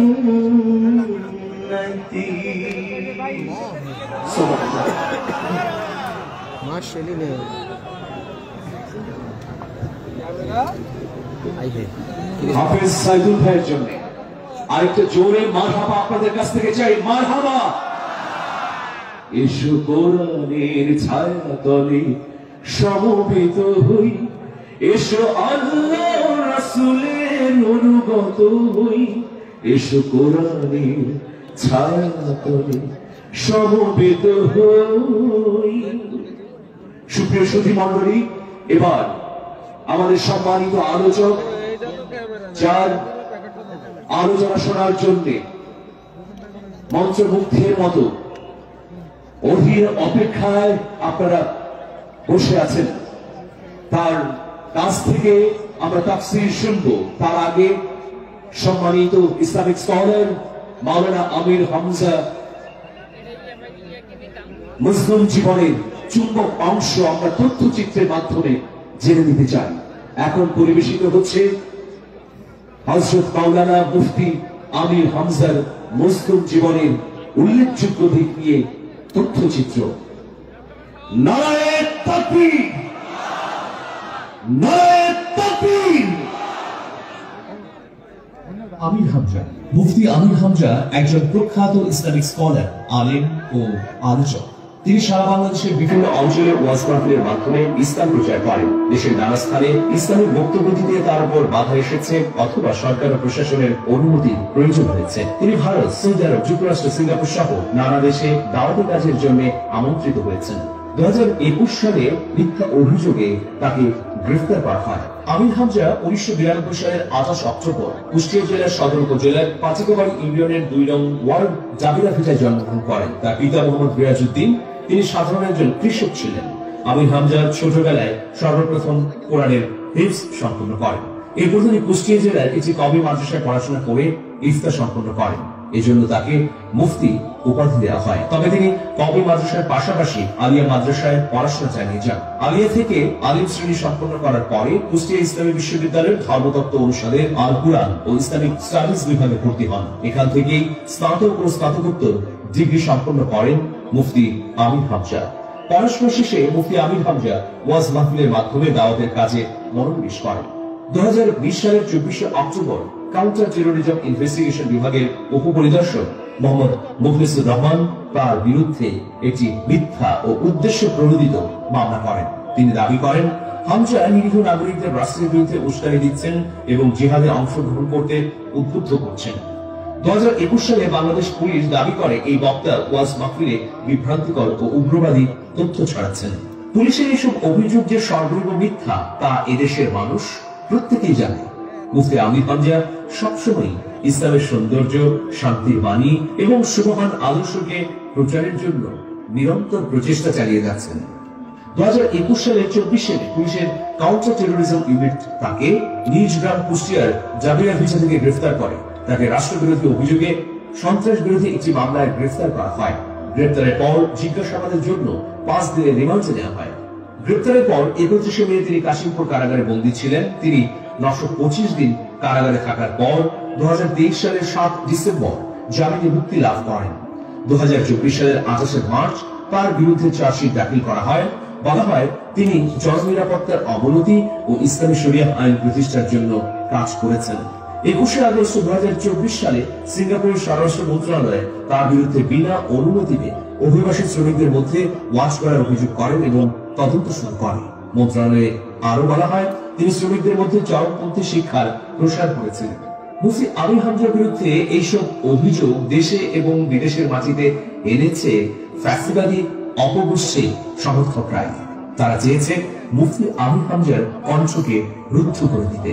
কিন্তু মুফতি আমির হামজা ইসলামের সৌন্দর্যকে প্রচারের জন্য সবসময় দৃঢ় চেতা ও অনড় থেকেছেন বলে অবশেষে সত্যের জয় হয়েছে, আবারও ফিরে এসেছেন আমাদের মাঝে এবং সারা বাংলাদেশে ছড়িয়ে পড়ছে তার দিক নির্দেশনামূলক আলোচনাগুলো।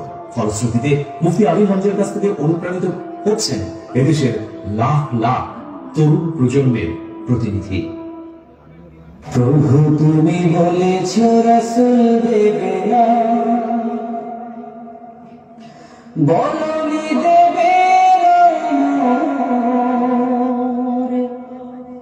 বলনি দেবে না হামজা তারি খালিদ বিজয়ী সমর।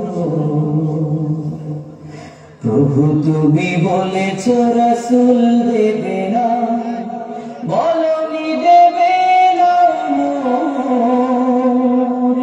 বলনি দেবে না হামজা তারি খালিদ বিজয়ী সমর। প্রভু তুমি বলেছ রাসূল দেবে না, বলনি দেবে না ওমরের যুগ রাশিদার সেই খেলাফত, ফিরিয়ে দেবে না আলোর সমাজ কেটে কেটে আঁধারের রাত। বলনি দেবে না ওমরের যুগ রাশিদার সেই খেলাফত, ফিরিয়ে দেবে না আলোর সমাজ কেটে কেটে আঁধারের রাত।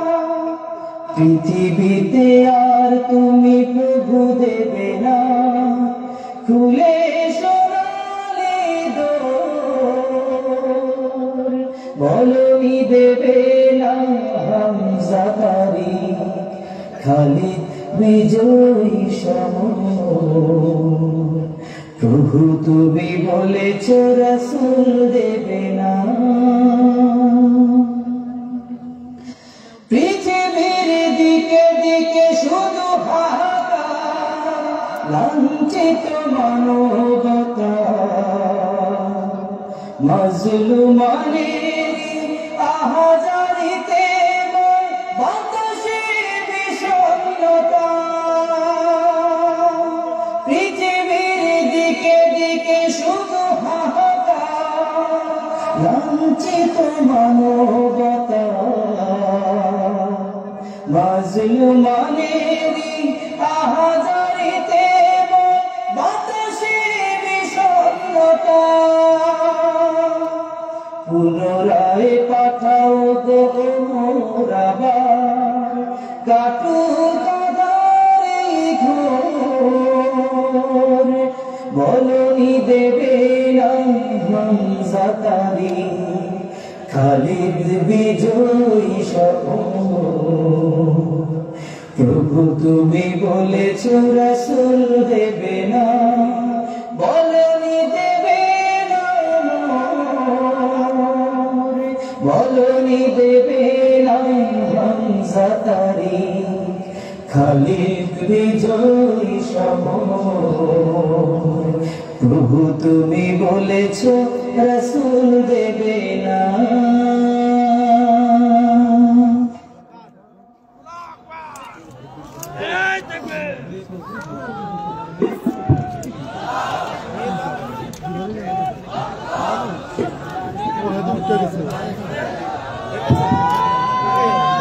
সাহস নিয়ে দাঁড়িয়েছ তাই, মুক্ত হয়েছে জামিন, সাহস করে দাঁড়ালে আর একবার কায়েম হয়ে যাবে দিন। নয় নয় নয় আর কোনো ভয় আনতে হবে বিজয়, দিনের বিজয়। মানুষের সাথে যারা করেছে দুশ্মনী, করেছে বাড়াবাড়ি, দেশের বুকে তাদের হয়নি তো জায়গা, যেতে হলো মামার বাড়ি। মানুষের সাথে যারা করেছে দুশ্মনী, করেছে বাড়াবাড়ি, দেশের বুকে তাদের হয়নি তো জায়গা, যেতে হলো মামার বাড়ি। তাই নয় নয় নয় আর কোনো ভয়, আনতে হবে দিনের বিজয়, দিনের বিজয়। অসংখ্য ধন্যবাদ। আপনারা কি কল্পনা করতে পারেন যে মানুষটি আপনাদের সামনে তাফসীর করবেন, তিনি 3000 দিন জেল কেটেছেন? আমরা একদিন জেলে যেতে ভয় পাই, লুকিয়ে থাকি, মিথ্যা বলি, ফ্যাসিবাদের কাছে মাথা নত করি, কিন্তু 3000 দিন। আমরা তো অনেকবার শুনেছি আরব্য রজনীর 1000 দিনের গল্পের কথা, কিন্তু আজকে যিনি এই ময়দানে আমাদের সামনে উপস্থিত হয়েছেন, তিনি 3000 দিন কারারুদ্ধ ছিলেন। ফ্যাসিবাদ তাকে অন্যায়ভাবে জুলুম করে কারাগারে অবরুদ্ধ রেখেছিল, কিন্তু পবিত্র কোরআনের তো ঘোষণা, মিথ্যা অপসৃত হবে, সত্য উদ্ভাসিত হবে। সেই ঘোষণা সত্য প্রমাণিত হয়েছে। আজ আবার ফিরে এসেছে ওয়াজের ময়দানে ইসলামিক স্কলার মাওলানা মুফতি আমির হামজা। আমরা ফিরে পেয়েছি। আমরা আরেকবার স্লোগান ধরি, মুফতি আমির হামজার আগমন, শুভেচ্ছা ও স্বাগতম, হামজা ভাইয়ের আগমন। সম্মানিত স্কলারের প্রতি বিনীত আহ্বান জানাচ্ছি তাফসীর শুরু করবার জন্য। এখন পবিত্র কোরআন থেকে তাফসীর করবেন বাংলাদেশের জনপ্রিয় ইসলামিক স্কলার, ইসলামিক পণ্ডিত এবং আমাদের প্রিয় অভিভাবক মাওলানা মুফতি আমির হামজা হুজুর।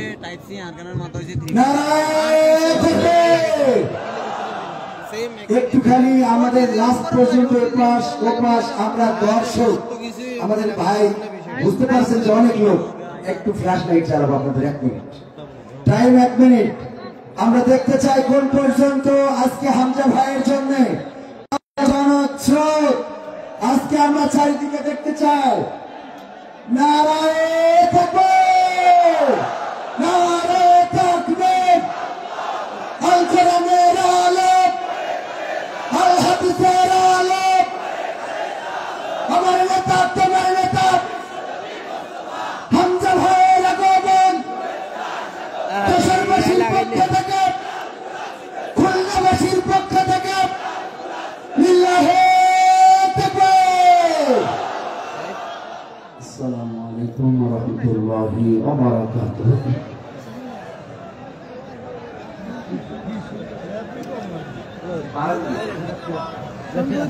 আলহামদুলিল্লাহি রাব্বিল মাশরিকাইন ওয়া রাব্বিল মাগরিবাইন,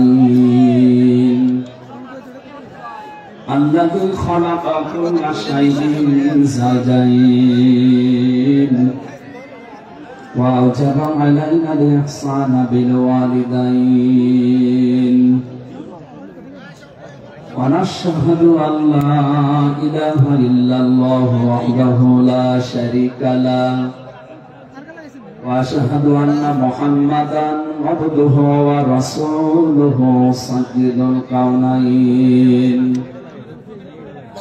সাল্লাল্লাহু আলাইহি ওয়া আলা আলিহি ওয়া আসহাবিহি ওয়া তাবিঈহি আজমাইন। এটা লাগায় কইছি আমরা লাইলা ওয়া নাহারান ফিত তারাফাইন। ফাকাদ ক্বালা আল্লাহু তাআলা কালামিহিল মাজিদ ওয়া বুরহানিহিত তাওহীদ। জবান খুলে পড়ে না আউযু বিল্লাহি মিনাশ শাইতানির রাজিম বিসমিল্লাহির রহমানির রহিম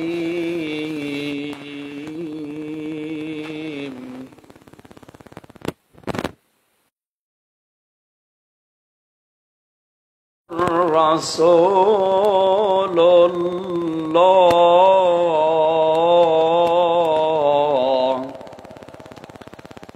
والذين معه أشداء على الكفار رحماء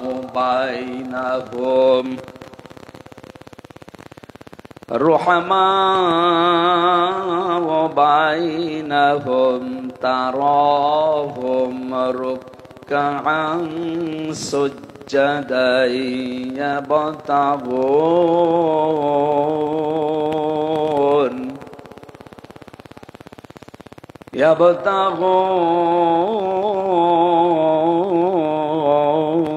يبتغون فضلا من الله ورضوانا سيما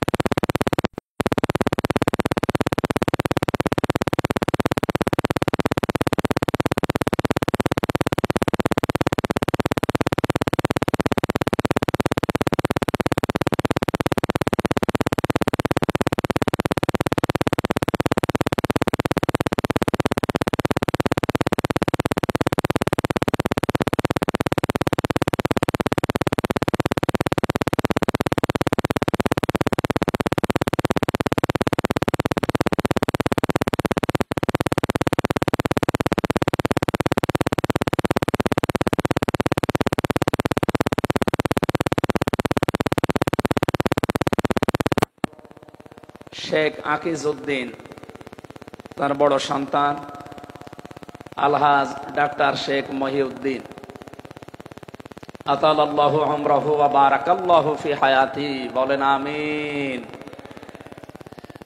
এ মাহফিলে এতক্ষণ যিনি কথা বললেন ইসলামিক চিন্তাবিদ, মুফাসসিরে কোরআন, ছোট ভাই মাওলানা রফিকুল ইসলাম মাদানী দামাত বারকাতুহুমুল আলিয়া।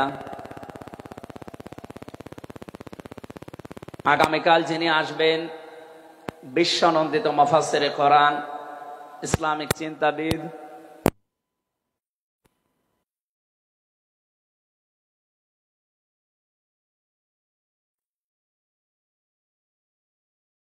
আলেমদের মাথার তাজ, ইসলামিক চিন্তাবিদ, মুফাসসিরে কোরআন জনাব শেখ আহমদুল্লাহ আতালাল্লাহু উমরাহু ওয়া বারাকাল্লাহু ফি হায়াতি, সকলে বলেন আমিন। গতকাল এখানে যিনি আলোচনা রেখেছেন শাইখুল হাদিস ইবনে শাইখুল হাদিস, আমার কারাগারের সাথী, ইসলামিক চিন্তাবিদ, শিক্ষাবিদ, মুফাসসিরে কোরআন আল্লামা মামুনুল হক হাফিজাহুল্লাহ। গতকাল আলোচনা রেখেছেন শ্রদ্ধাভাজন বড় ভাই মুফাসসিরে কোরআন আব্দুল হাই মোহাম্মদ সাইফুল্লাহ আতালাল্লাহু উমরাহু ওয়া বারাকাল্লাহু ফি হায়াতি, সকলে বলেন আমিন। মঞ্চের গানে বামে যারা আছেন সম্মানিত ব্যক্তিবর্গ, সামনে বসা মুসলমান ভাইরা, পর্দার আড়ালের সম্মানিত মা এবং বোনেরা, প্রশাসনের ভাইরা, প্রাণ প্রিয় যশোরবাসী, আমি প্রথমে দোয়া করছি মহান রব্বুল ইজ্জত আল জালালের দরবারে মরহুম শেখ আকিজউদ্দিন তার একজন সন্তান এই দুনিয়া থেকে বিদায় নিয়েছে। এ মাহফিল যিনি এককভাবে বাস্তবায়ন করতেন খুলনা বেজের ডাঙ্গার ময়দানে, উনি কয়েক বছর আমাদের ভেতরে নেই। আলহাজ শেখ মমিনুদ্দিন, আল্লাহ রাব্বুল আলামিন তার কবরটাকে যেন জান্নাতুল ফেরদাউস বানিয়ে দেন, বলেন আমিন। দল মত জাতি বর্ণ ধর্ম নির্বিশেষে কোরআনে কারীম শোনার জন্য যারা এই ময়দানে ছুটে এসেছে রাতের বেলা, আমরা যে খুশি প্রকাশ করার জন্য বলছি আলহামদুলিল্লাহ। সম্মানিত দুইজন উপস্থাপক আজকে আপনাদের সামনে যারা কথা বলছিলেন, আমাদের যশোরের কৃতি সন্তান বিশিষ্ট সঙ্গীত শিল্পী শ্রদ্ধাভাজন বড় ভাই জনাব কবির বিন সামাদ দামাত বারকাতুহুল আলিয়া, সম্মানিত উপস্থাপক হিসাবে আরেকজন আছেন বাংলাদেশের কৃতি সন্তান ইসলামিক চিন্তাবিদ নাশিদ শিল্পী বড় ভাই জনাব আমিরুল মুমিনিন মানিক হাফিজাহুল্লাহ। যে আল্লাহ আমাদেরকে কণ্ঠ ছেড়ে দিয়েছেন কথা বলার জন্য, 15.5 বছর মনে হচ্ছিল যে আমাদের বুকের উপর একটা আলহামদুলিল্লাহ এসে সব কিছুর তুলনায় আল্লাহর কাছে কোরআনে কারীম শ্রেষ্ঠ সম্পদ।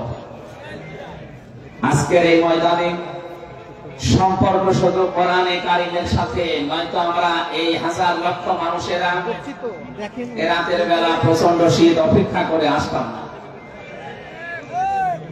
শুধুমাত্র শেখ মহিউদ্দিন সাহেব কার্ড দিলে আমরা আসতাম, বিষয়টা এমন না। এখানে সম্পর্ক এই সৌন্দর্যের সাথে কোরআনে।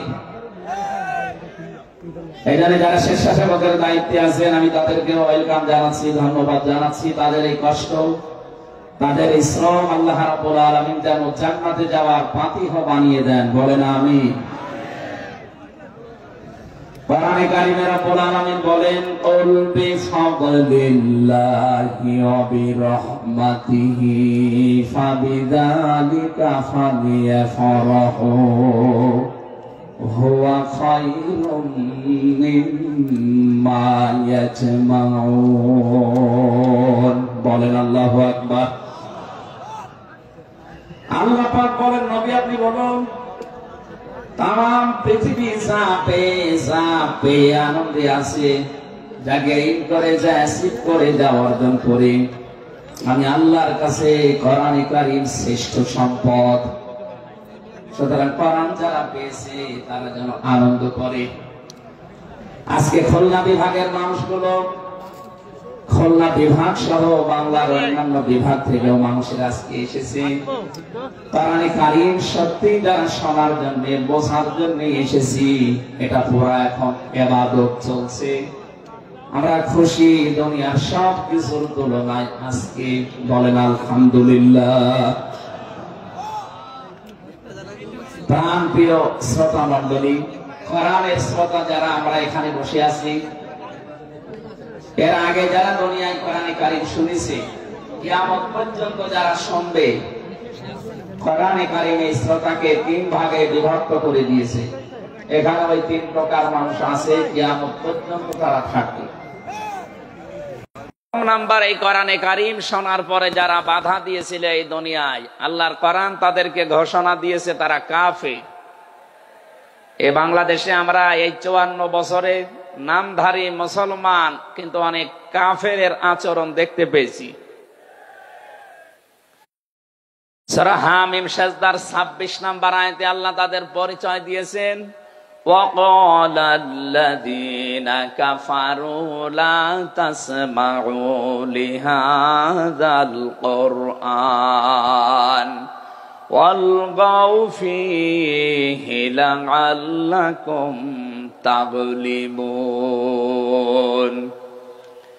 আল্লাহ পাক বলেন, কাফেরেরা সিদ্ধান্ত নিয়েছিল সব চলতে দেওয়া যাবে, মুহাম্মাদের কোরআনে কারীম এটা চলতে দেওয়া যাবে না। কারণ তারা বুঝেছিল এটা ১৫০০ বছর আগে নাসিল হওয়া।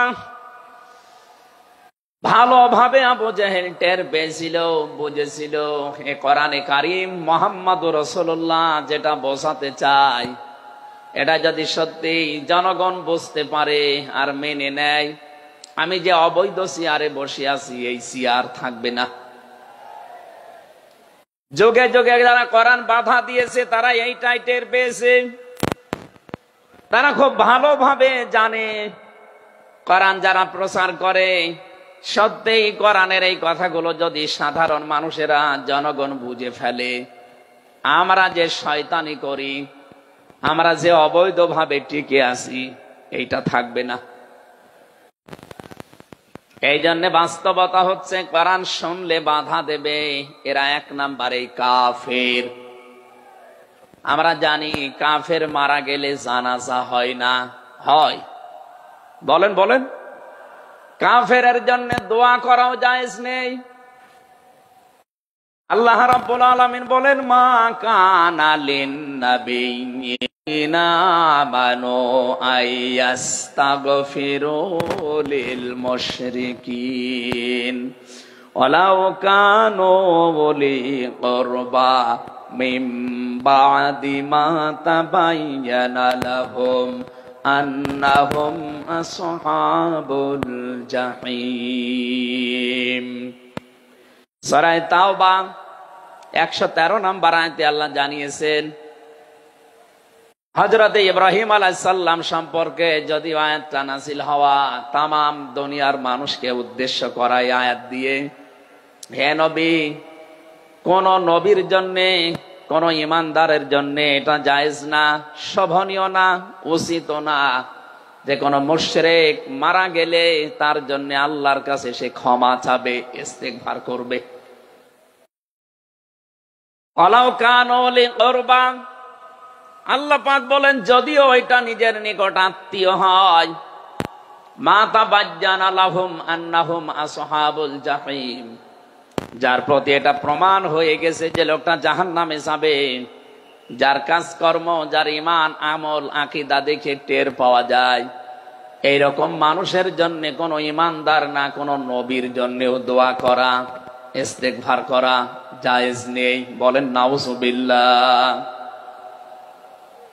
একজন নবীকে যদি আল্লাহ এই কথা বলতে পারেন, আমি আয়াতের ব্যাখ্যায় পড়েছি মুহাম্মদুর রাসূলুল্লাহ সাল্লাল্লাহু আলাইহি ওয়াসাল্লামের নিজের আপন চাচা আবু তালিব, এই লোকটা যখন মারা যাচ্ছিল বিশ্ব নবী নিজে তার কাছে গিয়ে বললেন, ইয়া আম্মি আবি তালিব, লা ইলাহা ইল্লাল্লাহ হাজ্জুল লাকা ইনদাল্লাহি ইয়াউমাল কিয়ামাহ, বুখারী শরীফের হাদিস।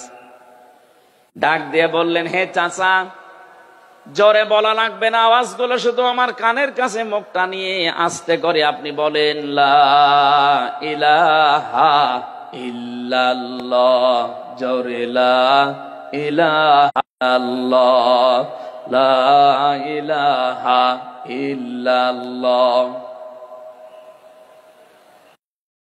লা ইলাহা ইল্লাল্লাহ মুহাম্মাদুর রাসূলুল্লাহ। আপনি শুধু আল্লাহর একাত্মবাদের স্বীকৃতি দেন আমার কানের কাছে, এর সালাতের ঘোষণাটা দেওয়া লাগবে না, শুধু আল্লাহর ঘোষণাটা আমার কানের কাছে শোনান। কিয়ামতের দিন আমি আপনার জন্য আল্লাহর দরবারে ঝগড়া করে জান্নাতে নিয়ে যাব। পাশে যারা দাঁড়িয়েছিল তাদের কারণে লোকটা পড়তে পারে নাই। নবীজির মন খারাপ হয়ে গেল। সঙ্গে সঙ্গে সূরা কাসাসের ৫৬ নাম্বার আয়াত নিয়ে ফেরেশতা জিবরাইল হাজির হয়ে গেছে। ইন্নাকা লা তাহদি মান আহবাবতা ওয়ালাকিন্নাল্লাহা ইয়াহদি মাইয়াশা ওয়া হুয়া আ'লামু বিল মুহতাদিন। আল্লাহ পাক বলেন, হে নবী, আপনি যাকে ভালোবাসেন, যাকে পছন্দ করেন, যাকে মনে করবেন আপনি হেদায়েত দেবেন না, আপনি পারবেন না, কারণ হেদায়েত আমি আল্লাহ আপনার হাতে দেইনি। হেদায়েত আমি আল্লাহ নিজের হাতে রেখে দিয়েছি। আমি আল্লাহ যাকে ইচ্ছা তাকে এটা দান করি, আর আমি আপনার চাইতে ভালো জানি যে হেদায়েত পাবে কে। জেলখানার ভেতরে 3টা বছর আল্লামা মামুনুল হক হাফিজাহুল্লাহ, আমরা দুইজন এক জায়গায় ছিলাম। সকালে এবং দুপুরের খাবার আমরা এক জায়গায় খেতাম। মাঝে মাঝে আমারে বলতেন যে, হামজা, বাইরে যদি আল্লাহ নিয়ে যায় কোনদিন কাফেরের জানাজায় যাব না, পড়াবো না। আমারে বারবার জিজ্ঞাসা করেছি, ভাই আপনি কাফের পান কোথায়? বাংলাদেশে তো সেরকম কাফের আমরা দেখি না। উনি আয়াতটা আমাকে শুনিয়ে বলেছিলেন, কাফের তো তারা যারা আল্লাহর কোরআনে বাধা দেয়। সুতরাং এই দেশে যারা কোরআনে বাধা দেবে, সে ডাইরেক্ট হোক ইনডাইরেক্ট হোক, সূরা হামিম সেজদার 26 নম্বর আয়াতের দলিল অনুযায়ী লোকটা কাফের। কাফেরের জানাজা পড়া কিন্তু হারাম। আমার মনে হয় এখন দেশের অবস্থা যা, আমরা যদি এই সিদ্ধান্তে উপনীত হতে পারি যে কাফেরের জানাজা বন্ধ হয়ে যাবে, আগামীতে কোরআনে কারীম বাধা দেওয়ার মতো সাহস অনেকেই করবে না। কোরআনে কারীমের শ্রোতা 1 নম্বরে পেলাম যারা কাফের। 15.5 বছর থেকে শুরু করে 54 বছর আমরা যা দেখলাম, অনেকেই কিন্তু ডাইরেক্ট ইনডাইরেক্ট বাধা দিয়েছেন। এখনো যদি ওইরকম মানুষ থাকেন এই দেশে, আপনি তাওবা করবেন, আপনি সংশোধিত হয়ে যাবেন। আর যেহেতু এখন সংস্কার চলছে, আপনি নিজেকেও সংস্কার করে নেবেন। কোরআনের শ্রোতা হিসাবে আমরা 2 নম্বরে পেয়েছি তাদের নাম। আল্লাহ রাব্বুল আলামিন বলেন, ওয়াইলাল্লাহু ওয়া ইলার রাসূলি রাআইতাল মুনাফিকিনা ইয়াসুদ্দুনা আনকা সুদুদা। সূরা নিসার 61 নম্বর আয়াতে আছে, হে নবী, মানুষদেরকে আপনি যখন বলবেন আসো আল্লাহর বিধানের দিকে আসো, রাসূলের জীবন আপনি দেখতে পাবেন ও মানুষগুলো আস্তে করে আপনার কাছ থেকে পেছন ফিরে কেটে পড়ছে। বলেন নাউজুবিল্লাহ। সুতরাং কোরআন শুনতে এসে যেগুলো যাদের জীবনে মিলবে না, এই মানুষগুলো যদি মন খারাপ করে, রাগ করে, মুমিনুনা আল্লাযীনা ইযা যুকিরাল্লাহু ওয়াজিলাত কুলুবুহুম ওয়া ইযা তুলিয়াত আলাইহিম আয়াতুহু যাদাতুহুম ঈমানা ওয়া আলা রাব্বিহিম ইয়াতাওয়াক্কালুন। চিৎকার করে বলেন আল্লাহু আকবার। আল্লাহ পাক বলেন, আমার দৃষ্টিতে তো কোরআনের শ্রোতা আসল এবং মুমিন তারা যাদের সামনে আমার নাম উচ্চারণ হলে তাদের অন্তরাত্মা কেঁপে ওঠে। আমার আয়াতগুলো তাদের সামনে তেলাওয়াত হলে এ মানুষগুলোর ঈমান ভেতরে যা সেটা আরো বেড়ে যায়। এখানে যাদাতুহুম ঈমান আর ব্যাখ্যায় আমি দেখেছি, শরীরের পশমগুলো দেখবেন আপনি হঠাৎ খাড়া হয়ে যাবে, বাম স্তনের 2 আঙ্গুল নিচে একটা গোস্তের টুকরা আছে, ওটা কাঁপবে, কাঁপাকাঁপি করবে, একটা অনির্বচন শোক আপনি আলাদা অনুভব করবেন। এই 3টা যদি এখন আমাদের ভেতরে তৈরি হয়, আলা রাব্বিহিম ইয়াতাওয়াক্কালুন, বাড়ি যাওয়ার আগে এই সিদ্ধান্ত নিয়ে যাওয়া যাবে যে আল্লাহ ছাড়া আর কারো উপরে আমরা ভরসা করি না। বলেন সুবহানাল্লাহ। এই 3টা আয়াত দিয়ে আমি বোঝাতে চেয়েছি কাফের কারা, মুনাফিক কারা, আল্লাহর দৃষ্টিতে মুমিন কারা। 3 নাম্বার এই তরিকায় যদি বলো না রব্বানা আমান্না ফাকতুবনা মা'আশ শাহিদিন। সূরা মায়েদা 7 নাম্বার পারার 1 নাম্বার পৃষ্ঠার 1 নাম্বার লাইনের 83 নাম্বার আয়াতে আছে। তাফসিরে ফি জিলালিল কোরআন থেকে শোনাচ্ছি, রব্বুল আলামিন বলেন, নবী আপনি যখন ওদের সামনে পড়বেন, আমার এই আয়াতগুলো যখন ওরা মন দিয়ে